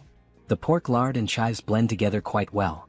He suddenly paused, biting down on something hard. "What's this? Coin? Ah, a sign of good luck." Li Huowang stared at the dumplings in his bowl for a long moment before finally taking a bite himself. Dan Yongzi watched him eat and grinned. "You all are lucky being able to enjoy dumplings like this. When I was your age, I didn't even know what dumplings looked like. I had only ever heard of how delicious they were. Then one year, during a New Year celebration, I caught a whiff of an amazing aroma coming from someone's house. That was the first time I saw dumplings. I didn't even bother playing with their beautiful daughter that day. I simply cut her down and went straight for the dumplings cooking on the stove. I must have eaten at least half a kilogram of them. Back then the stuffing was the same, pork lard and chives." The other disciples only smiled weakly at the story, while Li Huowang quietly stuffed his cheeks with food. Dan Yongzi noticed the tears welling up at the corners of Li Huowang's eyes and sighed. Without saying a word, he picked up his own bowl and placed it in front of Li Huowang, giving him his share of dumplings. "Sigh. Looks like you've had a tough life too. Eat slowly. Don't choke." The New Year's Eve dinner of 5 continued, the only sound in the cave being the clinking of bowls and chopsticks. Just when Li Huowang thought they would move on to refining pills, he saw Dan Yongzi pull out a stack of red envelopes from his sleeve, handing them out to each disciple, including the dead ones. "Come now, the new year is almost here. Place them under your pillows." Dan Yongzi sighed as he watched them take the envelopes. "When I was your age, I had no elders to give me red envelopes." Dan Yongzi placed the final red envelope beside Zheng Kuan's bowl before turning to Li Huowang with a smile. "You don't need a red envelope. Come now, let's become immortals together and share the same longevity as the heavens and earth." Li Huowang smiled, his laughter light and cheerful. "As you wish, master. Let's head back to the pill room, start the furnace and refine the pills," Dan Yongzi instructed. "You will control the flames." "Yes, master." Then on the next day the pill refinement proceeded as smoothly as ever. But of course that scabby old man was naturally suspicious. He was dragging me along in his pursuit of immortality because he was worried that the recipe I had given him might be fake. Meanwhile, we watched as the master flawlessly inscribed the E symbols, bringing the refinement process to completion. But that was fine. He wasn't afraid. "My dear disciple, you will take the pill first. Your master will protect you." "Thank you, master." Both of them sat in meditation. "Oh scabby old man, my dear master. You and your grand dreams of immortality will die with me today." The disciple swallowed the pill as the master observed him closely, analyzing whether anything would happen. So much primordial spiritual energy, it was as if the apprentice was sinking into an endless sea of energy. Now he could see it. Now he could feel it. He understood. He was truly stepping onto the path of immortality. The protagonist put on a grand display, as though he were lost in an illusion. Upon hearing of immortality, the master was finally convinced and decided to take the pill himself. This ancient Taoist was ascending to immortality as well. Both remained motionless, seated in meditation, facing one another. However, moments later the protagonist began coughing up blood, so much blood. His stomach was tearing him apart. He collapsed to the ground, laughing. But none of that mattered. His duty had been fulfilled. "Are you still hanging in there, scabby old man? This was just a technique I copied from Xianxia novels. You will never become an immortal." Black tentacles started writhing out of the master's body. "The only thing you will become is a ghost. the protagonist sighed, holding a pill in his hand, the same red pill that made the body burn with heat and surge with immense strength. And then, after swallowing it, he smirked. "Hey master, are you deaf? I'm talking to you." A temporary burst of power surged through him. His eyes burned with a psychotic gleam. Without hesitation, he delivered a devastating punch to the master, smashing his face against the ground. Those eyes, those are the eyes of a demon." The master's face was twisted and disfigured. He let out a furious scream. "You will not stop my ascension. Get away from me." He was teetering on the edge of immortality. The ancestors were coming to take him, even as blood poured from his mouth. He had lost control. His obsession with immortality had driven him completely insane. The protagonist's stomach twisted in unbearable pain. "I really regret not bringing a knife to end this properly." His vision blurred. The world around him twisted. He was hallucinating. No, he was back in an operating room as if he were in a hospital. A voice was calling out to him, but it was calling him by two names. Li Huowang. He looked up and saw Nana. Is she here because of me? Even if this is just an illusion, it's not so bad. Then he saw the doctor's face distort. The patient in bed 14 is losing consciousness. Preliminary diagnosis, food poisoning. Quickly, get the stomach pump for gastric lavage. Gastric lavage, my ass. This is a psychiatric hospital? Where the hell would you even get a stomach pump? The sound of medical equipment echoed, beep, beep, beep. If you're going to have hallucinations, at least make them logically consistent. Beep, beep, beep. Huowang. Li Huowang. He heard someone calling his name as he floated in a sea of blood. Hold on. You promised me. He opened his eyes, a fly landing on his face. Then suddenly his body convulsed and he started vomiting, purging everything foul inside him. He was still alive. How was that possible? Wait, if he was alive, then that meant Dan Yangzi was also alive. But when he turned around, what he saw was beyond insane. What the fuck? What the actual fuck am I looking at? 3 flowers gathered at the crown of the head, ascending to immortality? He saw his master, body completely disfigured, with angelic wings and multiple eyes. So this is how it feels, so this is what it is. So this is what it truly is. It turns out, this was the truth of the Tao cultivation. I understand it now. The cultivation of the Tao. I understand it now. He kept repeating the phrase over and over. But then, the monstrous structure that his master had become suddenly exploded, unleashing a gruesome rain of blood, scattering flesh and gore in all directions, leaving the protagonist completely drenched in red. Even he was stunned by the sheer amount of blood. But amidst the carnage, something caught his eye on the ground. A piece of the master's face. And then he started laughing hysterically. He. So it's official now. Li 2 is really dead, right? But why wasn't the protagonist dead as well? Those hallucinations, what were they really? What was he supposed to do next? Before he could think, 2 figures appeared before him. Hey, what kind of demon are you? Where is our master? Him? He's the one you're stepping on. That's him. The 2 senior disciples, Xianyang and the others, refused to believe it. You're lying. The master wouldn't die. Look at this face. He's really dead. Li 2 had slaughtered countless people in his lifetime. He should have died long ago. But that wasn't why I killed him. It was purely personal resentment. Before he could finish speaking, the 2 disciples turned and bolted. At least let me finish before you run off. The protagonist rang the bell, calling out. Everyone gather here. Li 2 is dead. You're all free to go home now. The others stared at him in disbelief. That piece of skin, was that really Li 2? No doubt about it. It was him. Let's hurry. Run, follow us. We can finally go home. Everyone leave now. Dan Yangzi is dead. We can all return home and celebrate the new year. Li 2 is dead. Where are you all from, brothers? Let's travel back together. Brotherly, we can finally go home. But as they made their way out, a sound reached their ears. They turned their heads slightly and saw the 3 remaining disciples locked in a fierce battle. Xianyang. Hurry. Let's kill these 2 accomplices of Dan Yangzi. Then we can share the heavenly book together. Xianyang, if you don't want to die, get out of here now. The master taught you the Tao of alchemy. In a situation like this, do you really think you can stand against the 2 of us, who practice the Tao of the sword? So, in the end, this is all about the heavenly book. But that wasn't really a book that granted immortality. It was just an old scripture. Senior brothers, why don't you come with us instead? Xianyang, if you're not interested in the book, then leave now. Otherwise, we will kill you. Alright, so they will go first. Those 3 older brothers will keep fighting among themselves. We'll meet again. Then the protagonist begins to ring the bell. Everyone who wants to go home, follow closely behind. Don't get curious and don't look inside. The swords of the 3 older brothers show no mercy. Then they're finally out. We see them as if emerging from a cave into a forest. It looks like sunset with birds all around. Everyone is happy, at last they're going home. What joy. The sun is already high. Did he spend the whole night with the bald guy in the alchemy room? Senior brotherly, let's go too. Wait a moment, says Huowang as he gently holds her hand. Then he places something in her palm. These are the last words and addresses left behind by those who died here. After you leave, remember to find someone to go with you and take these back to their families. Senior brother, what do you mean he's not going home? Oh. Forgive me, but Huowang no longer has a home. So he returns to the temple. Where else could he go? That place is all he has left in his memories. Speaking of which, today is the first day of the lunar month, and he hasn't eaten that disgusting black tai sui this month.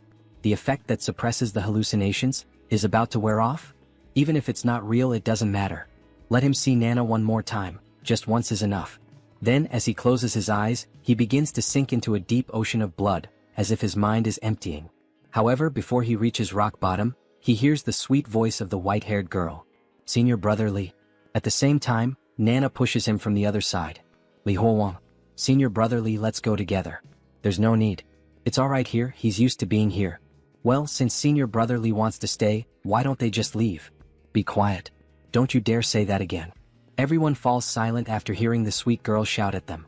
Senior brother, if he can't go home, he can go to her home. Her home is very spacious and the east wing is empty too. Senior brother, he's not completely alone. Huowang, you still have her. Li Huowang. He can't give up on himself. Can he hear that? Beep, beep, beep, son, you can't die.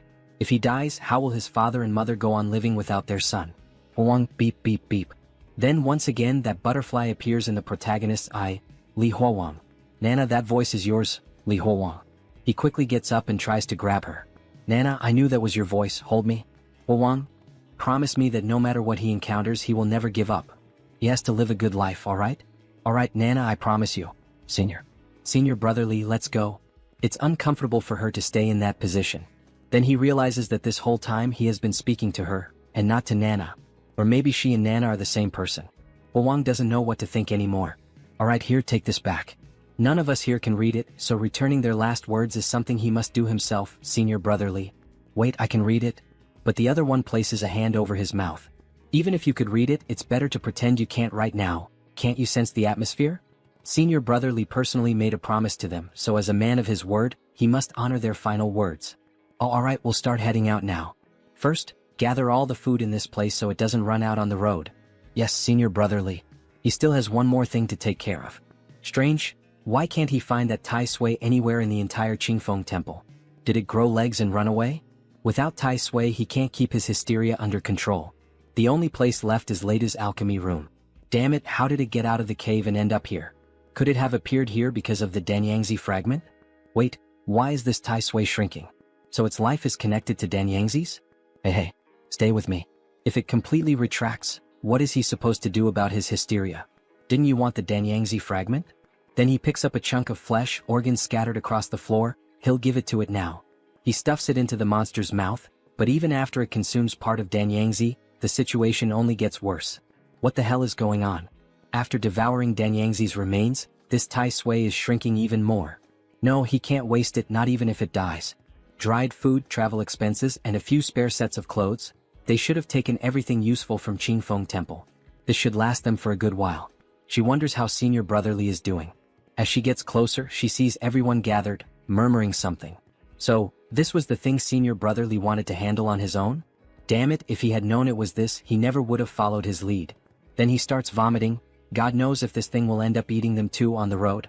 Then we see the protagonist devouring the entire monster, all of its organs, like some wild animal desperate for meat and starving.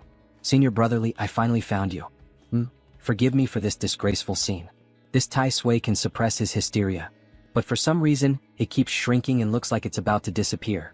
He had no other choice but to do this. She seems to understand the reason and chooses to ignore the whole situation. His clothes are filthy, senior brother. She brought him fresh, clean clothes. Is there anything else senior brother needs to take with him? Let's go. There's still one more place to check. It's so quiet here. It seems the three older brothers have decided the winner. Senior brother, have you finished fighting? Well, they're all dead. What a brutal scene. One of the brothers is impaled, another lies dead with a sword through his stomach. Senior brother won't need this sword anymore, so he'll use it for now. Then he sees the sacred book again. This celestial book. If he leaves it here and it's discovered, he has no idea how many people it might harm again. So, with a swing of his sword, he tries to break the stone, but instead, the sword is the one that shatters. Duan, the sword breaks into pieces, but the celestial book remains intact. It seems this celestial book might be considered a treasure for now. So why not take it with him for the time being? If he can't handle it, he can always trade it at a pawn shop for some travel expenses. Senior brother Chanren, he has a sword here, he'll take that with him as well. Rest in peace. Senior brother Li, are we about to move on? Let's go. Let's leave this godforsaken place behind. Before they leave, we see the mountain catching fire. Let everything here burn cleanly. What kind of people and events will he encounter in the future? Suddenly, he finds himself looking forward to them. Senior brother Li, please slow down, her eyes hurt. She's crying, maybe it's because of her albinism? He then starts cutting a piece of cloth. Next time when the sun is high, you can use this fabric to cover your eyes. He ties it around, but she still can't see anything through it. That's alright, he'll hold her hand. Skinny child, is he done yet? Almost there, poot poot. Seriously father, do you really have to rush me while I'm taking a crap? Lu family's troop youngest son Lu Xiaozai. Then he hears something in the forest. Who's there? Show yourself. Ha ha ha, so it's nothing. Maybe just his imagination. He probably misheard. But something behind him starts laughing. Then the scene changes, we see a carriage with people hiding inside it. Father, what are we going to do? Asks Lu family's troop eldest son Lu Jiren. Father, think of something, says Lu family's troop eldest daughter-in-law Li Huowang. What could he possibly do in this situation? Lu family's troop leader Lu Zhuangyuan. In this situation, the only thing he can do is beg, Ghost grandfather, please spare his family. Everyone in his family has a bitter fate. They're only here trying to make a living. Ah, tell me, do I look more like a human or a god? This being, it's here to request a seal? We see the image of an entity dressed entirely in red, truly resembling a god, or at least something deeply sinister. The man is kneeling begging. He can't answer this question in desperation.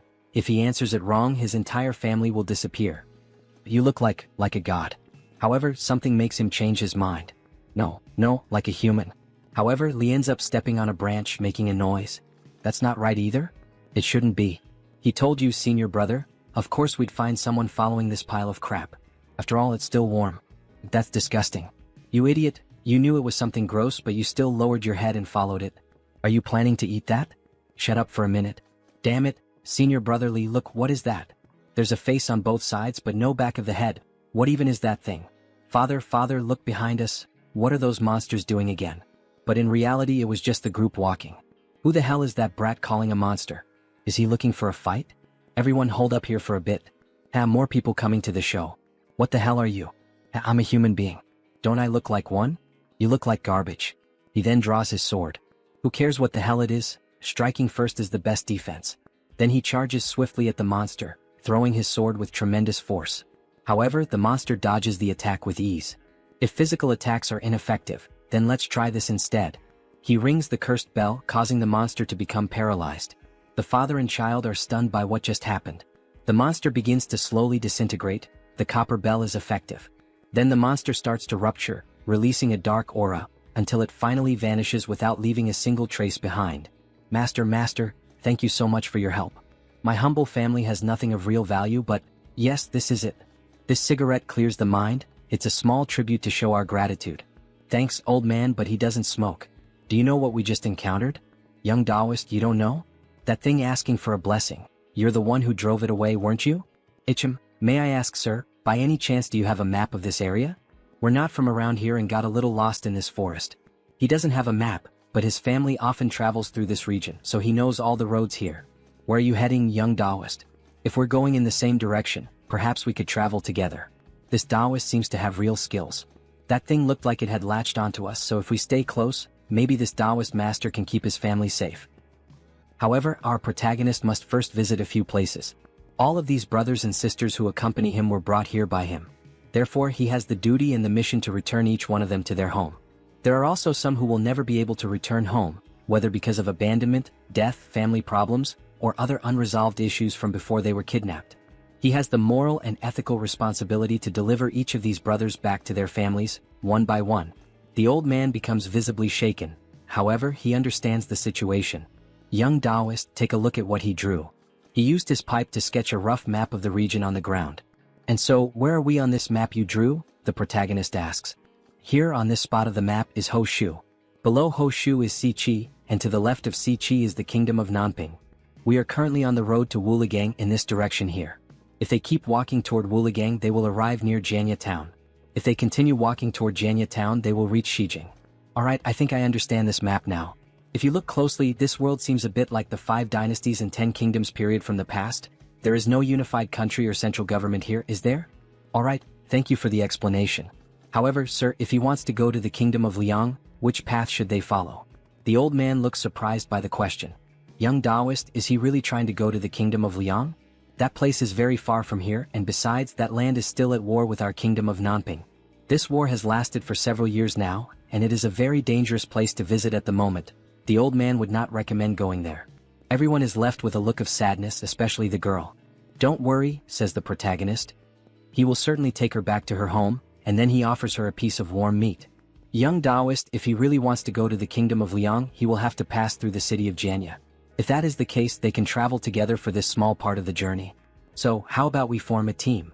Senior brother Li's family is in the city of Jianya. There are also some postal services in Jianya city, and if they have the means to offer some copper coins, they can send messages throughout the entire kingdom. By paying, they will be able to help find some of the families of their brothers. City of Jianya? He thinks for a moment about the proposal under the moonlit night, with the wind blowing against their faces. With a slap on his own thigh, he decides. Alright, sir. They will travel together to the city of Jianya, and they will count on him to guide them along the way. Young Master Taoist, he is so kind. Everything can be easily discussed, says the old man happily. So they start walking through the same dark forest as before. However, a red smoke, looking like blood, watches them and laughs at them as if something were observing them. Then, on the following day, they exchange information among themselves. The old man, along with his children, performs theater shows as a way of making a living. And so, how is the business in this theater trade? Times are hard and business is even harder. After a severe drought, the entire city of Nanping suffered a great flood, and ordinary people are struggling even just to eat. Look over there, we can see some people in the fields. Then they both continue talking as they travel. The old man, smoking and riding on the donkey, explains the business situation in more detail. Since common people have no money and are struggling even to afford a basic meal, there are even fewer who are willing to watch performances, give tips, or spend money. So, are there no more rich people in these regions? Like the nobility or wealthy landowners? These rich people do not even bother to hire a theater group for a funeral anymore. They just finish it off with a meal. Not even for branch ceremonies. Then they see 2 children playing and watching the group as they pass by. The tall young man tries to communicate with them with a smile on his face, but he ends up causing the opposite effect. The children scream, "It's a ghost," and the other starts shouting for his mother.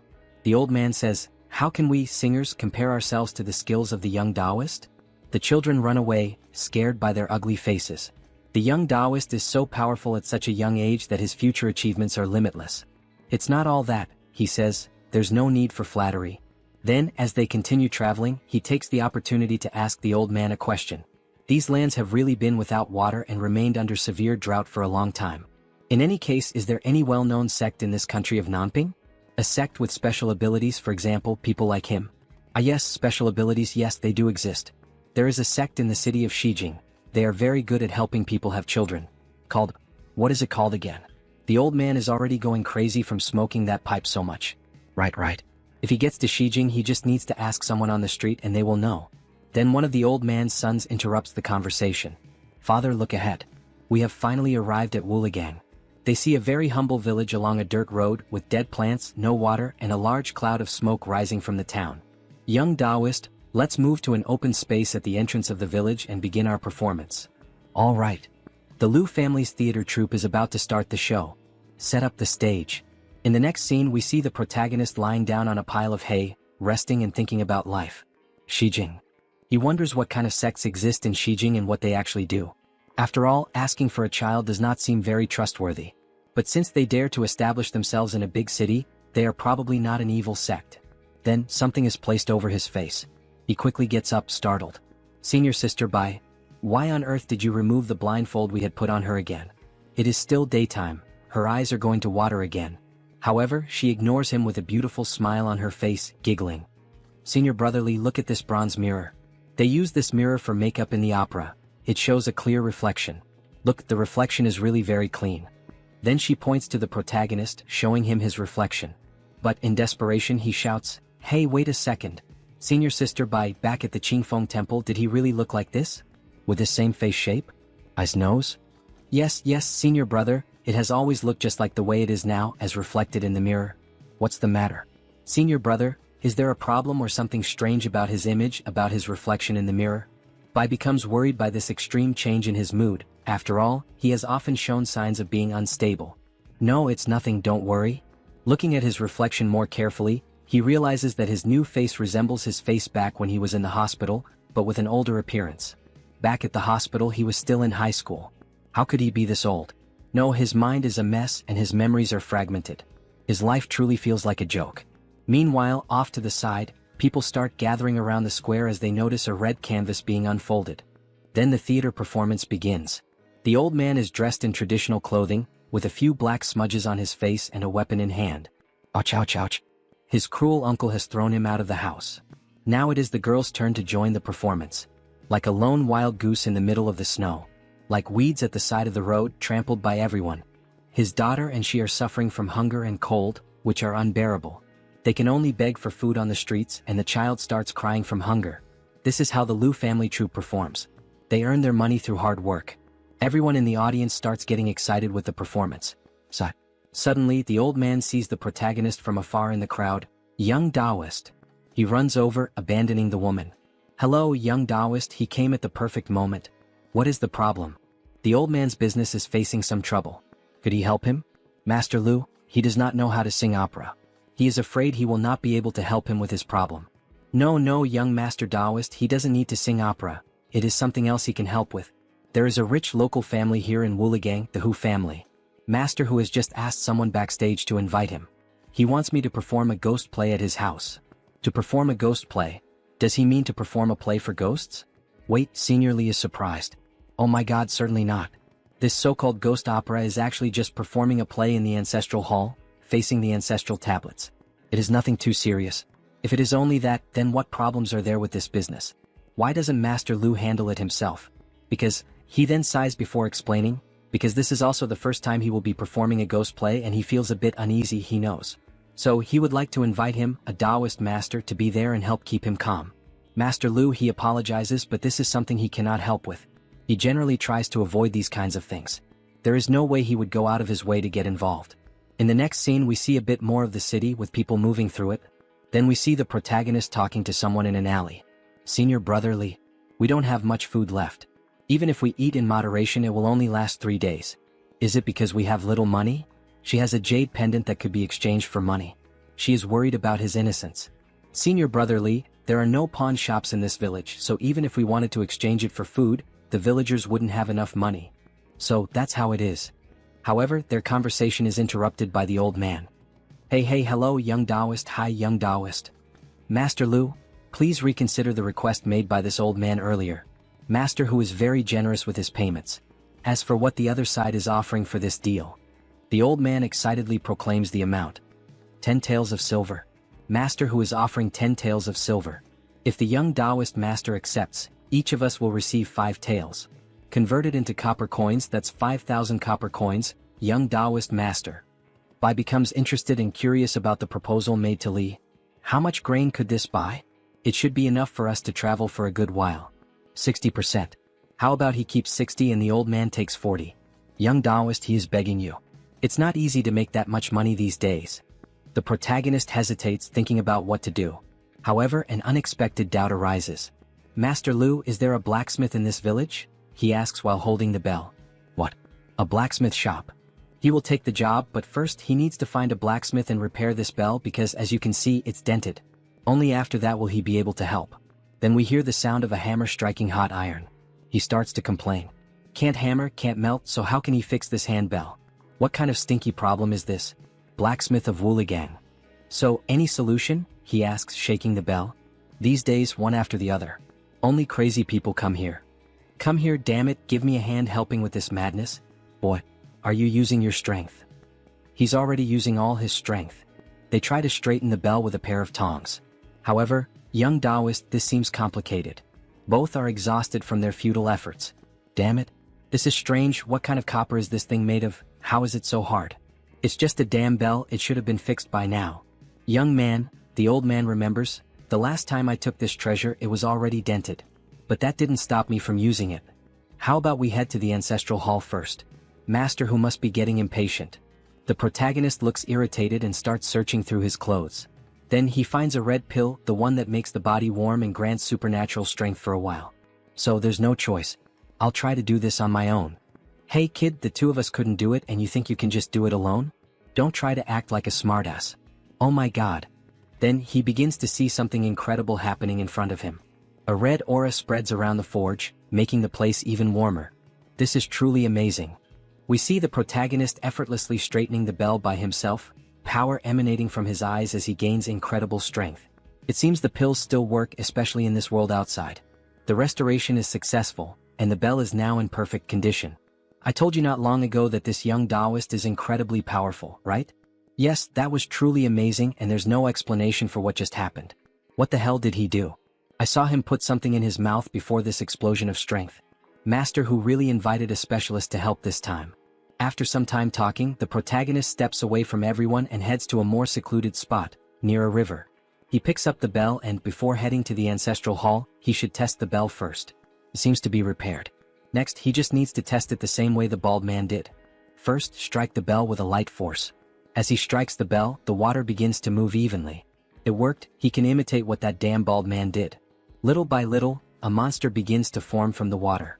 Success, even though only one old man was summoned. Still, it's not the same as that damn man who managed to summon 5 monsters at once. Alright, the next step is just like the bald man.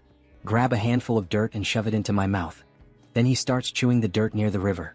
Can it understand my words? He asks, his voice distorted. Yes, it can understand. The monster really understood and spoke the same language.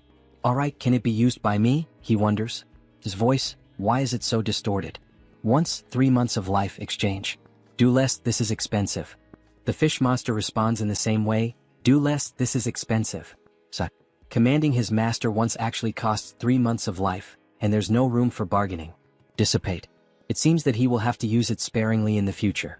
That damn bald man was able to use those monsters because he had many years of life due to the pills. Then, finally, night arrived with a beautiful moonlight. The ancestral hall of the Hu family. Many people have already gathered in front to enjoy the show. Ah, young Taoist, you've finally arrived at the location. Come this way, I'll take you to the main hall. And then, how are the preparations, everything's ready? Just now, Master Hu said that in previous years he also hired other groups to perform ghost operas and nothing happened. Young Taoist, don't worry. Alright. If Master Hu has ensured it, then there won't be any problems. Hey young Taoist, look, this is Master Hu, this is the young Taoist I told you about. With him here, it's guaranteed that everything will be safe. Oh? He will be relying on both of you tonight. Then we are introduced to the homeowner. Hu King, the wealthy master of Wuligang. But Master Lu, he remembers there being women in his troupe. Don't worry, Master Hu, the women are just preparing outside and won't break your rules. If that's the case, Master Lu, once the ancestors come out to watch the opera, we, the descendants who invited the performance, must leave. Please take good care of the ancestral hall. As for the opera, choose something cheerful, as the ancestors told us in our dreams that the underground is very quiet, and they want to watch something festive. Alright, Master Hu.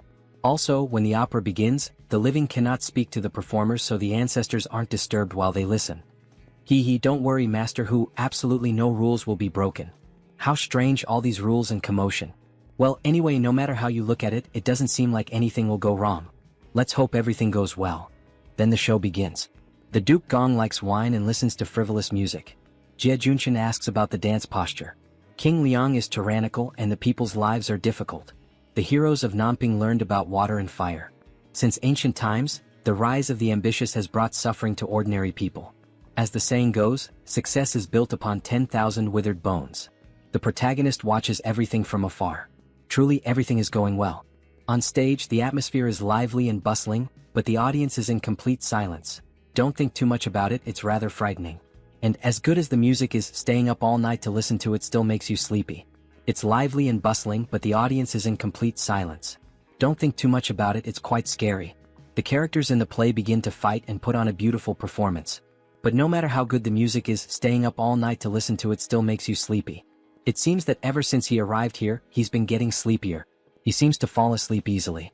This isn't good, as he accepted the money. The reality starts to shift as he falls asleep, as if he's returning to the hospital. He really can't sleep while working. However, he suddenly awakens. Something is wrong. Why did the singing suddenly stop? Mr. Liu, why did you stop suddenly? Then when he looks at the Liu family, he sees a huge monster with a red aura. Good show, here is your reward. So it's that ghost again, I thought it had died. He then makes copper coins rain down, as if he were truly a deity. Even the moon turns red. A show of flying coins. However, Master Lu's daughter is terrified, almost unable to breathe. Yet, her father places his hand over her mouth, saying nothing, just stay quiet. Then the monster approaches her. Well done, that was a nice show, scaring her even more. Look here, your reward. And again he makes more and more copper coins appear. This ghost is truly rich. After making so much money rain down, he quickly flies off to another location, while the protagonist simply observes the situation. The monster quickly runs into the house, sits on the throne, and demands that the show continue. The entity wants to keep watching. Master Liu, this evening's performance shouldn't end, let's continue? Young Taoist, this. The old man is very scared, this wasn't supposed to happen. Then the protagonist takes a step forward. Why are you still standing there? Don't stop, keep singing and performing your show. Our benefactor has already given us a generous reward. Then he stands beside the monster, also wanting to watch the show. Come on, don't stop. The demon demands that they keep singing. Our benefactor has already given us a generous reward, now it's time for them to do their part with the show. Even though the three are afraid, they decide to go through with it. All right, young Taoist. They will start the show again, apologies for the mistake. A round and bright moon rises early in the east. That thing has come, but it isn't even attacking. What the hell does it want? I'm thinking of my dear old mother in the hallway. Clang clang, clang clang. The demon looked like a child, excited by the show it was watching. Joyful and happy. It even claps along to the rhythm. This thing can't be here just to watch the opera, right? Wait, what's happening? It's getting blurry? The demon begins turning into a red mist. Clang clang rising, diffuse. Following him, my lord. How? The mist begins to approach the members of the performance, slowly drawing nearer as it listens to them sing. Especially to the girl, who starts to feel cornered. It's like a sheep facing a predator. Then the demon appears in front of her, laughing, and with the enormous claw of his hand, he pierces the girl's head. Although he doesn't actually harm her, it's more as if he passes through her mind and out her mouth. So that, in the end, he can extract something from within her. Something that looks like a seal and at the same time like a candle. The demon had waited all this time to obtain it and then decides to eat it. All of this happens while the protagonist watches the situation unfold. The girl appears to be physically fine, although when she realizes the demon has eaten something that belonged to her, she goes into a state of shock and even begins drooling from her mouth. And with that, the demon became more active, revealing its mouth as if there were several souls inside its stomach. If you didn't have this unpleasant habit like humans do, of taking, then it seems what he consumes is not a candle or sweets, but rather the fear produced in people's hearts, right? We see his image facing the demon as if there had already been many victims, each one consumed along with the terror in their hearts. Are you angry? That means he struck a nerve. Master Liu, don't stop. If she's afraid of being blinded by the strong wind, she just needs to close her eyes and keep performing. He calls out from inside the great house. Just believe what he says and everything will be fine. Still, they seem hesitant to trust him, especially the girl who struggles to give him that vote of confidence. Yet even with the demon nearly taking full hold of her fear, she begins to sing again. The second clock ends, the shift and the change begin, and I sit in restless silence, my sleep uneasy. I have not failed the common people of Gu County. This golden decree calls upon me, for this reason? She sings with anger, and the demon begins to enjoy it once more. Aha, tell me, does he resemble a human or a god? The question is directed at the protagonist. You resemble a demonic spirit formed from a double-yolked egg, and with one sword strike, he tries to cut the demon. However, he ends up failing. Healing and health, just listen to the sounds of the fight inside the building. At 3 o'clock in the morning, a round and bright moon lights up the courtyard. The song and the performance continue, even with the intense fight between the two. The girl and the boy keep dancing, even surrounded by all that red mist that signifies the demon's presence. The girl, upon snapping out of the emotional shock, is startled to see our protagonist in the sky, fighting. He is trying to kill the creature, but in the end, when he throws the sword, it flies past the old man and nearly kills him. However, while he is thrown far away by the demon, the book containing the sacred scriptures ends up slipping out from his body. And when he manages to pull it back, since it was tied to him, he realizes that this stops the demon from continuing to harm him. Yes, these scriptures really do contain some kind of overwhelming power. After all, even a monster like this one is frozen in fear. and even wounded by a purple energy emitted from the stone that holds the scriptures. He hadn't expected that. This thing truly fears the celestial scripture. That is going to be his advantage to win this fight. The demon now seems to want to retreat, because even it can't stand against that cursed stone. Aha, it looks like fortune has turned. Now it's his turn to counterattack with everything he's got, even if it means using that damned stone. And we see one of the most beautiful scenes so far in this manhwa. He stands in contrast to the red moon, on a night devastated by darkness. Yet there is an intense glow of purple-black light shining from the sacred scripture. At the same time, the bell hanging from his body is clearly visible. The demon is enraged and charges at him, and with that we witness a brief clash between the two mists, the red and the purple. He is literally using a stone to strike the demon, or at least trying to hit him. But the demon manages to dodge, causing the stone to slam into the ground and leave a hole right in the middle of the courtyard. Go to hell, he will drag the demon to hell here and now, even if it means sacrificing himself. And in a desperate moment, using all his strength, he hurls the stone with the sacred scriptures straight at the demon. But he ends up failing. After all, the monster had hidden itself within the walls. Damn it, he says, frustrated. Can this thing from the dawn even pass through walls? Disappear? Consider yourself lucky for having escaped so quickly. We see the damage he left on the wall while using the stone, and the funniest part is that the stone remains completely intact. Then the old man approaches him with the sword in hand. Young Taoist, here is your sword. My sword fell near your side? Thank you, Master Lu. As he takes the sword, he begins to hear a demonic laugh. It's coming from Master Lu. He has been possessed. Tell me, do I look more like a human or like a god? His appearance has completely changed, with a wicked grin and glowing red eyes. Wait, this isn't good. This Master Lu is a fraud. He shouldn't have taken the sword. His hands are full. Then the old man's hands begin to transform. He now looks like a ghost as he tries to grab him. Penetrating, he manages to sink his claws into his body. The demon got what it wanted, to reach the protagonist's body. Finally, foolish human. Now tell me, does he look like a human or like a god? But he stays completely calm. After all, this was all part of his plan. There's no way for the demon to escape him now. So he begins ringing the bell in front of the possessed old man. We see several golden scriptures start to appear around the demon, and then, one of the spirits that responds to the bell's call swallows the demon whole. He continues to ring the bell while the monster is devoured by the spirit. Master Lu's face begins to become disfigured, as if it were melting. In the end, only an empty shell is left behind. It's finally over. It turns out the real body of that thing was the shadow on the ground. No wonder cutting its body in half didn't work. Checking the time, it's almost 5 in the morning. At last it's over. The intense glow of the night, with the reddish moon and petals scattered through the wind. Yet he begins to hear a song.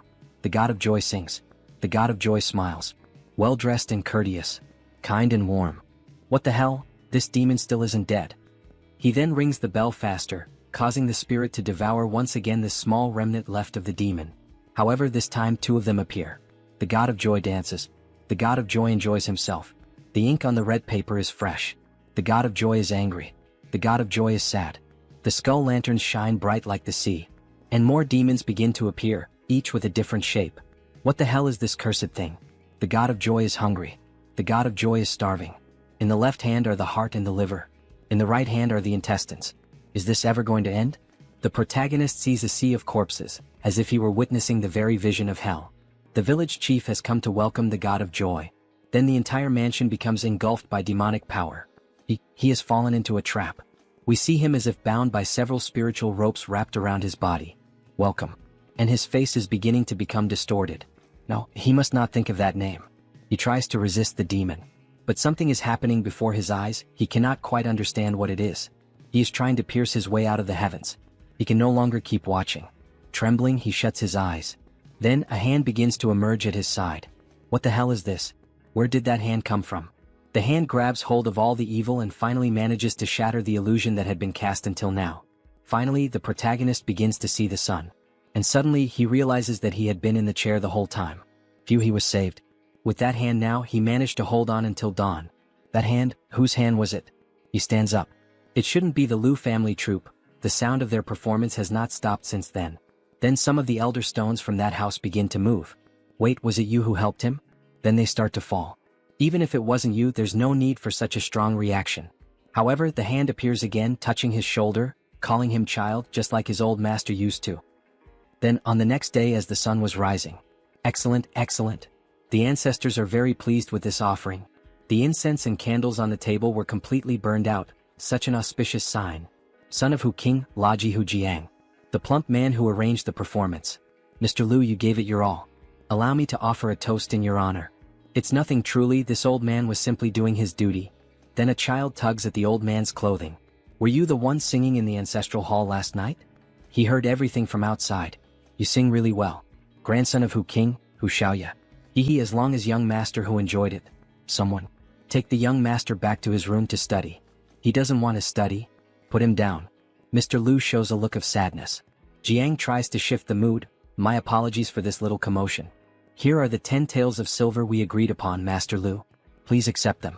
He has other matters to attend to, so he won't be staying any longer. Thank you for the reward, Master Hu. Then they finally finish their conversation and Lu's children speak to him.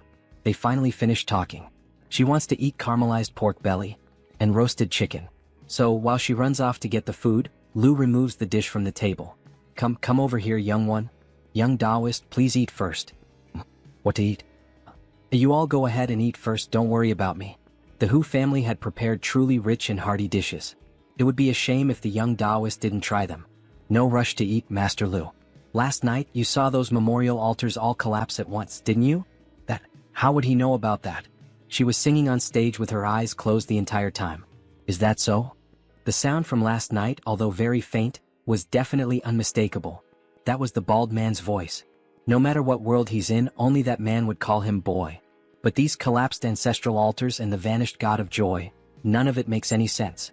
Could it be the 3 flowers gathered at the crown of his head? Could he have truly become an immortal? Ascended to immortality? No. The cultivation method and the elixir were things he invented himself. There's no way he could have become an immortal. Then what exactly is he now? Young Taoist, what are you thinking about? Now we're all one family. If you have any concerns, just ask. Whether it's true or not, all he can do now is head to the city of Shijing first, and then find the Jingda gate that Scholar Lu mentioned. If Danyangzi really did become an immortal, maybe he'll find something out over there. He's fine, he's just not feeling very hungry. You can go ahead and eat first. Young Taoist, wait. Take some of these dishes with you. He still hasn't given you the agreed 6 taels of silver. Wait a minute, young Taoist. Then night finally falls. Everyone gathers and lights a huge bonfire under the starry sky. As they prepare food and chat, the two of them are up in a very tall tree. Senior brother Li, where did all this delicious food come from? Last night, did something happen? Then he begins telling her everything that happened. The Hu family's performance, demons appearing during the play, and the strangest part, hearing the voice of the old master. Last night. Well, that's more or less how it all went. We see that the moon is shining brightly tonight. Senior brother Li, she's truly sorry it was them, useless as we are, who dragged you into this. If it weren't for us, you wouldn't have had to go through so much. This has nothing to do with you. Since that thing was able to reach the ancestral hall of the Hu family, it means it had already set its sights on us long ago. Even if the events of last night hadn't happened, we would have ended up crossing paths sooner or later anyway. And of course, a memory comes of when she saved him. It's truly hard to say who will be the burden in the future. Then he finally takes the initiative and holds her hand. However, reflexively, she pulls her hand away, her face completely red. She finally gathers the courage, takes the initiative, and grabs his hand. At last, our couple takes their first steps toward happiness. The two stay close together in that tree under the moonlight. The next day, everyone starts walking again. Little Lord Taoist, Wuligang isn't far from the city of Jianya. At our pace, it should take about 4 or 5 days to get there. City of Jianya, huh? He remembers that Azoa Wu's home is in Jianya. How are you feeling, Zhao Wu? Happy to be going back home? Oh. What's the point of someone useless like him going back home? He can't lift anything with his hands, can't carry anything on his shoulders. He'd just be another useless mouth to feed, taking up space. Everyone feels sad upon hearing Zhao's words. After all, even though some of them could still use their hands, many had no home or family to return to. They had literally been imprisoned their entire lives by a madman chasing immortality. Who said Zhao Wu is useless? Since we've got free time while walking, he's going to teach you alchemy. You won't need to do any physical labor and can calmly focus on learning something new. Try to remember as much as you can. If nothing else works out, you can still become a traveling doctor and won't go hungry. Alchemy. But how would he even have the means to practice it? Right. Senior brother Li, he doesn't want to learn alchemy. Would you be willing to teach me how to read instead? He wants to learn how to write and read. Everyone is surprised and also wants to learn how to read. You all want to learn too? Yes. Why does everyone get so excited just at the mention of reading? Little Lord Taoist, do you know how to read too? He knows a little. Why? Do you want to learn as well? Can he learn too? Why not? Everyone who wants to learn can learn. Since all of you want to learn to read, then he's going to start teaching right now. Then the old man comes running back. Father? Why are you here? Weren't you up front with Taoist Li? Shut your mouth. The girl is surprised by her father's reaction. Manhwa, grab all of our dried meat. Okay, let me look. This is all the dried meat we have left, father. Why so little meat? She wanted to save more, but you didn't give her much money. We did earn something from that performance, but most of it went to that Taoist. It was our family that did everything alone. Hey, talk less. You know father doesn't like it when we question his decisions. Father, are we going to eat dried meat tonight? This is my offering prepared for the tribute. Judging by the looks on your faces, even if he explained it, you wouldn't understand. Boy, come with me.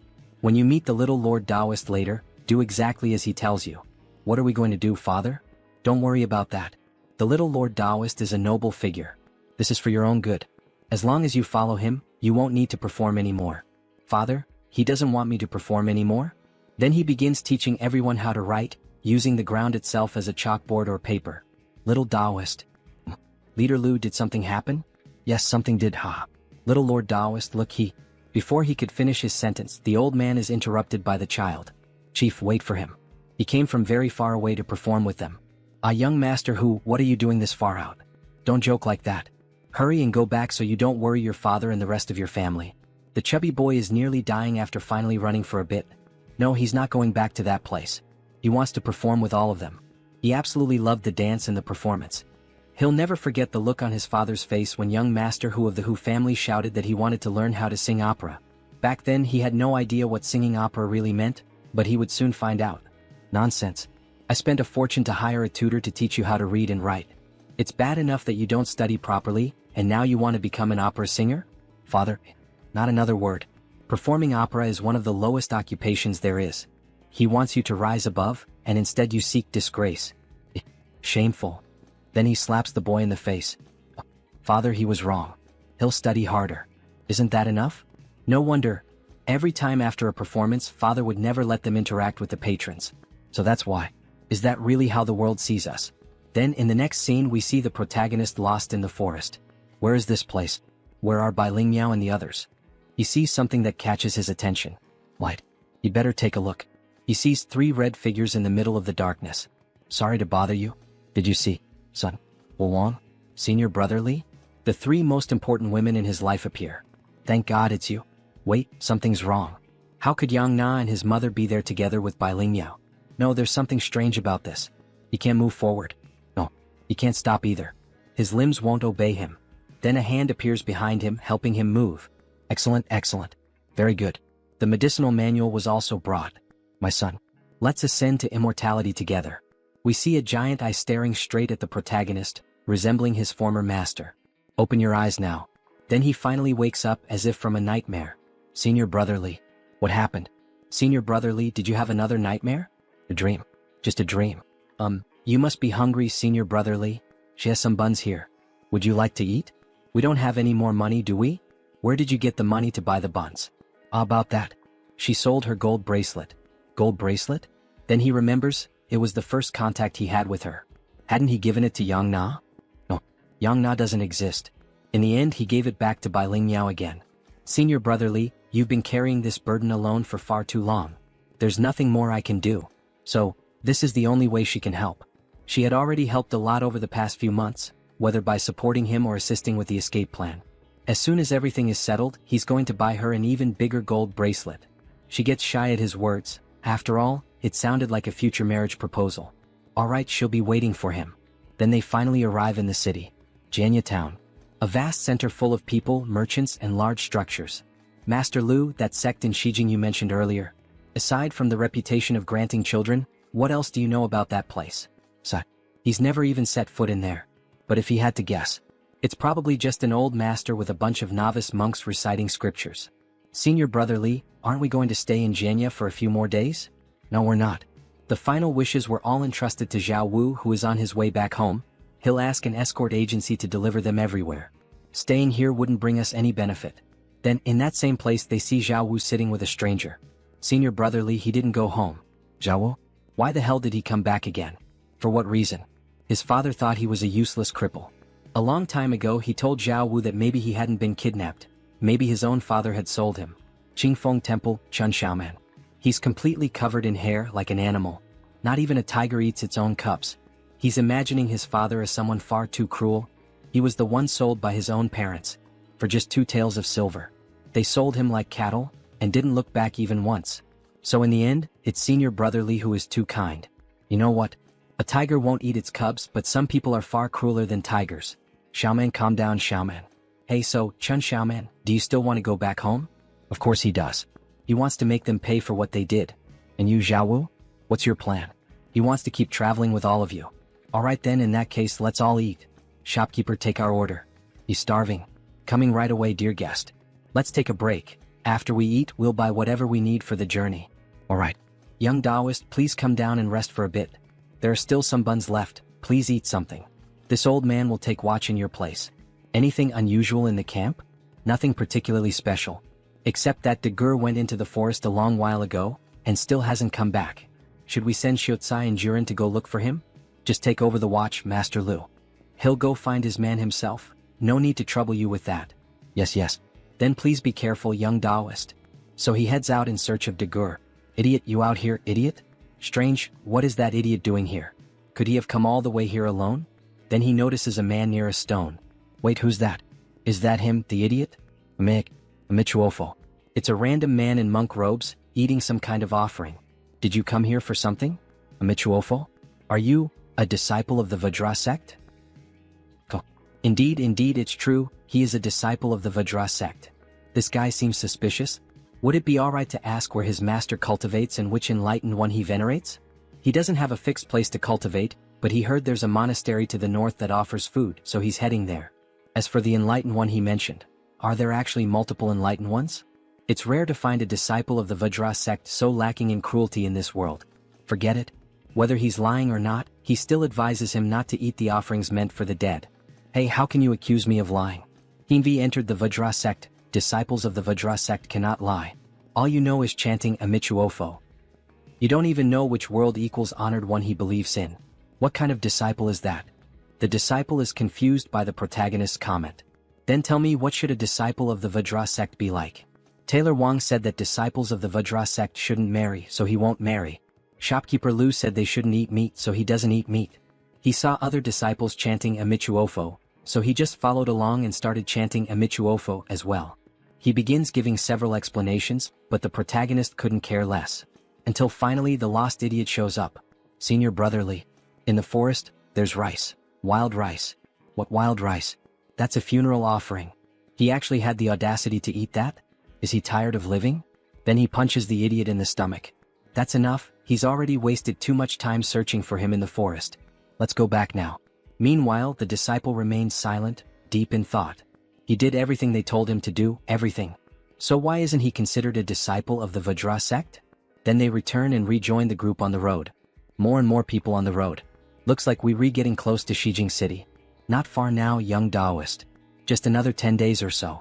But even so, having so many people on the road isn't necessarily a good thing. More people isn't a good thing? The more people there are on the road, the more they become like a herd of fat sheep. And when sheep gather in a herd, that attracts. Bandits are coming. Run for your lives. These sheep really are fat this time. Master Lu was right again, here they come. Keep moving forward. However, when he looks back, young Taoist, we'll wait for you in that forest over there. We're going ahead. The old man was already out in front, running for his life. Damn it, don't let those sheep into the forest. We can't fight properly on horseback in there. Kill them all right here on the road. Then the bandit leader begins slaughtering all the civilians along the roadside. We see an old woman trying to run for her life, but of course being elderly she's quite slow and ends up falling behind. Haha, running at that speed? So slow? Are you in a hurry to die? Do you have any last wishes? Before he could cut the old woman in two, the disciple leaps in to save her, though he ends up getting injured in the process. Yo, still have the nerve to save people? Old monk, you really aren't afraid to die. Michuofo. Old Tang, the man who paints New Year's prints, once said, saving a life as a disciple of the Vajra sect is worth more than building a pagoda. Very well then. Since the old monk is so determined, he'll kill you first, then the old woman you saved, and then stack your heads into a tower just for fun. However, before he could kill the two of them, the bandit leader heard screams. There's something strange about this Taoist. Wait a second. No, don't come any closer. And just when he least expects it, our protagonist charges at him with full force. The bandit leader tries to defend himself with his sword. Damn it, this Taoist strength, it's not normal. Then, ignoring the sword completely, the protagonist breaks through it, cleaving the bandit's body clean in half. The other bandits, seeing such brutal violence, especially done to their leader, are stricken with fear. The chief is dead. This guy's too strange, fall back brothers. That Taoist might be from the Department of Celestial Observation. Though he managed to defend and kill the bandits, our protagonist's expression remains sorrowful. This world is still so full of sorrow even outside the cave. Then we see a heartbreaking scene. A little girl crying while her father and mother lay dead on the ground. The disciple begins to pray in a strange language and ends his prayer by saying, Amichuofo, standing atop a sea of blood from all the corpses nearby. Perhaps word had spread because of those fleeing bandits. We didn't encounter any more trouble on the way to Shijing. Except for that old beggar who claimed to be a disciple of the Void sect. Living off wild vegetables and the occasional steamed bun we gave him, he followed us the entire way. And so, after walking like that for more than 10 days, they finally arrived. Shijing City. This journey drained me. To think all of that was just the road to Shijing. Will it be calmer inside the city, or is this where the real journey begins? Maybe it's time to rest our feet, find a good tavern, and perhaps figure out why that old beggar kept following us. I bet there's more to it. Little Taoist, let's hurry and get into the city. If we take too long, that cheap-in will be full. Go on ahead and take them with you. What about the young Taoist? What will he do? He's going to look for that sect he mentioned earlier, the one based in this city. He'll meet up with them later. We see that it's quite a prosperous city with tall buildings all around. The markets were bustling with people moving through the city, flower vendors, and a very picturesque scenery. Most sects are built atop mountains, but this one is right in the middle of the city, and the incense offerings are thriving. Zhengde sect. Didn't Xinyang mention that name before he died? Could this place really have some connection to Danyangzi? I found the place, but what do I do now? Just say I'm a disciple of Danyangzi? Heavenly honor. He's the last disciple of Danyangzi. Die, wicked Taoist. No, he'll be struck down by the other disciples. Then a man appears. This benefactor? Amichuofo. He is Jian Dun, emerging from within the temple, a disciple of Zhengde. Master, it's an honor to meet someone of your standing. He is called Li Huowang. A Taoist disciple like you wouldn't have come all this way just to light incense and pay respects to the world-honored one, would you? Please come this way. They then sat down and began to talk. Please, benefactor, accept this humble cup of tea, as expected of a disciple of the Zhengde sect. He truly seems like someone with a pure heart and free of desires. Chubby and bald as he serves the tea, he almost resembles the Buddha himself. Well then, how should he begin explaining the whole story? So he starts recounting everything that happened, from the human experiments, the pursuit of immortality, the deaths, and even Danyangzi's own death. Danyangzi is dead. Upon hearing these words, the calm disciple was taken aback and accidentally crushed the teacup in his hand. So the Zhengde sect really did have ties with Danyangzi? That old bull-nosed Taoist is truly dead. This matter is of great importance. Please, benefactor, tell us everything in detail. And so, after long hours of conversation, they finally finished. That's more or less how it happened. Grandmaster, in light of such circumstances, could it be that Danyangzi truly managed to become immortal? Or perhaps, he transformed into something else? Did you really hear Danyangzi speak into your ear? Absolutely true.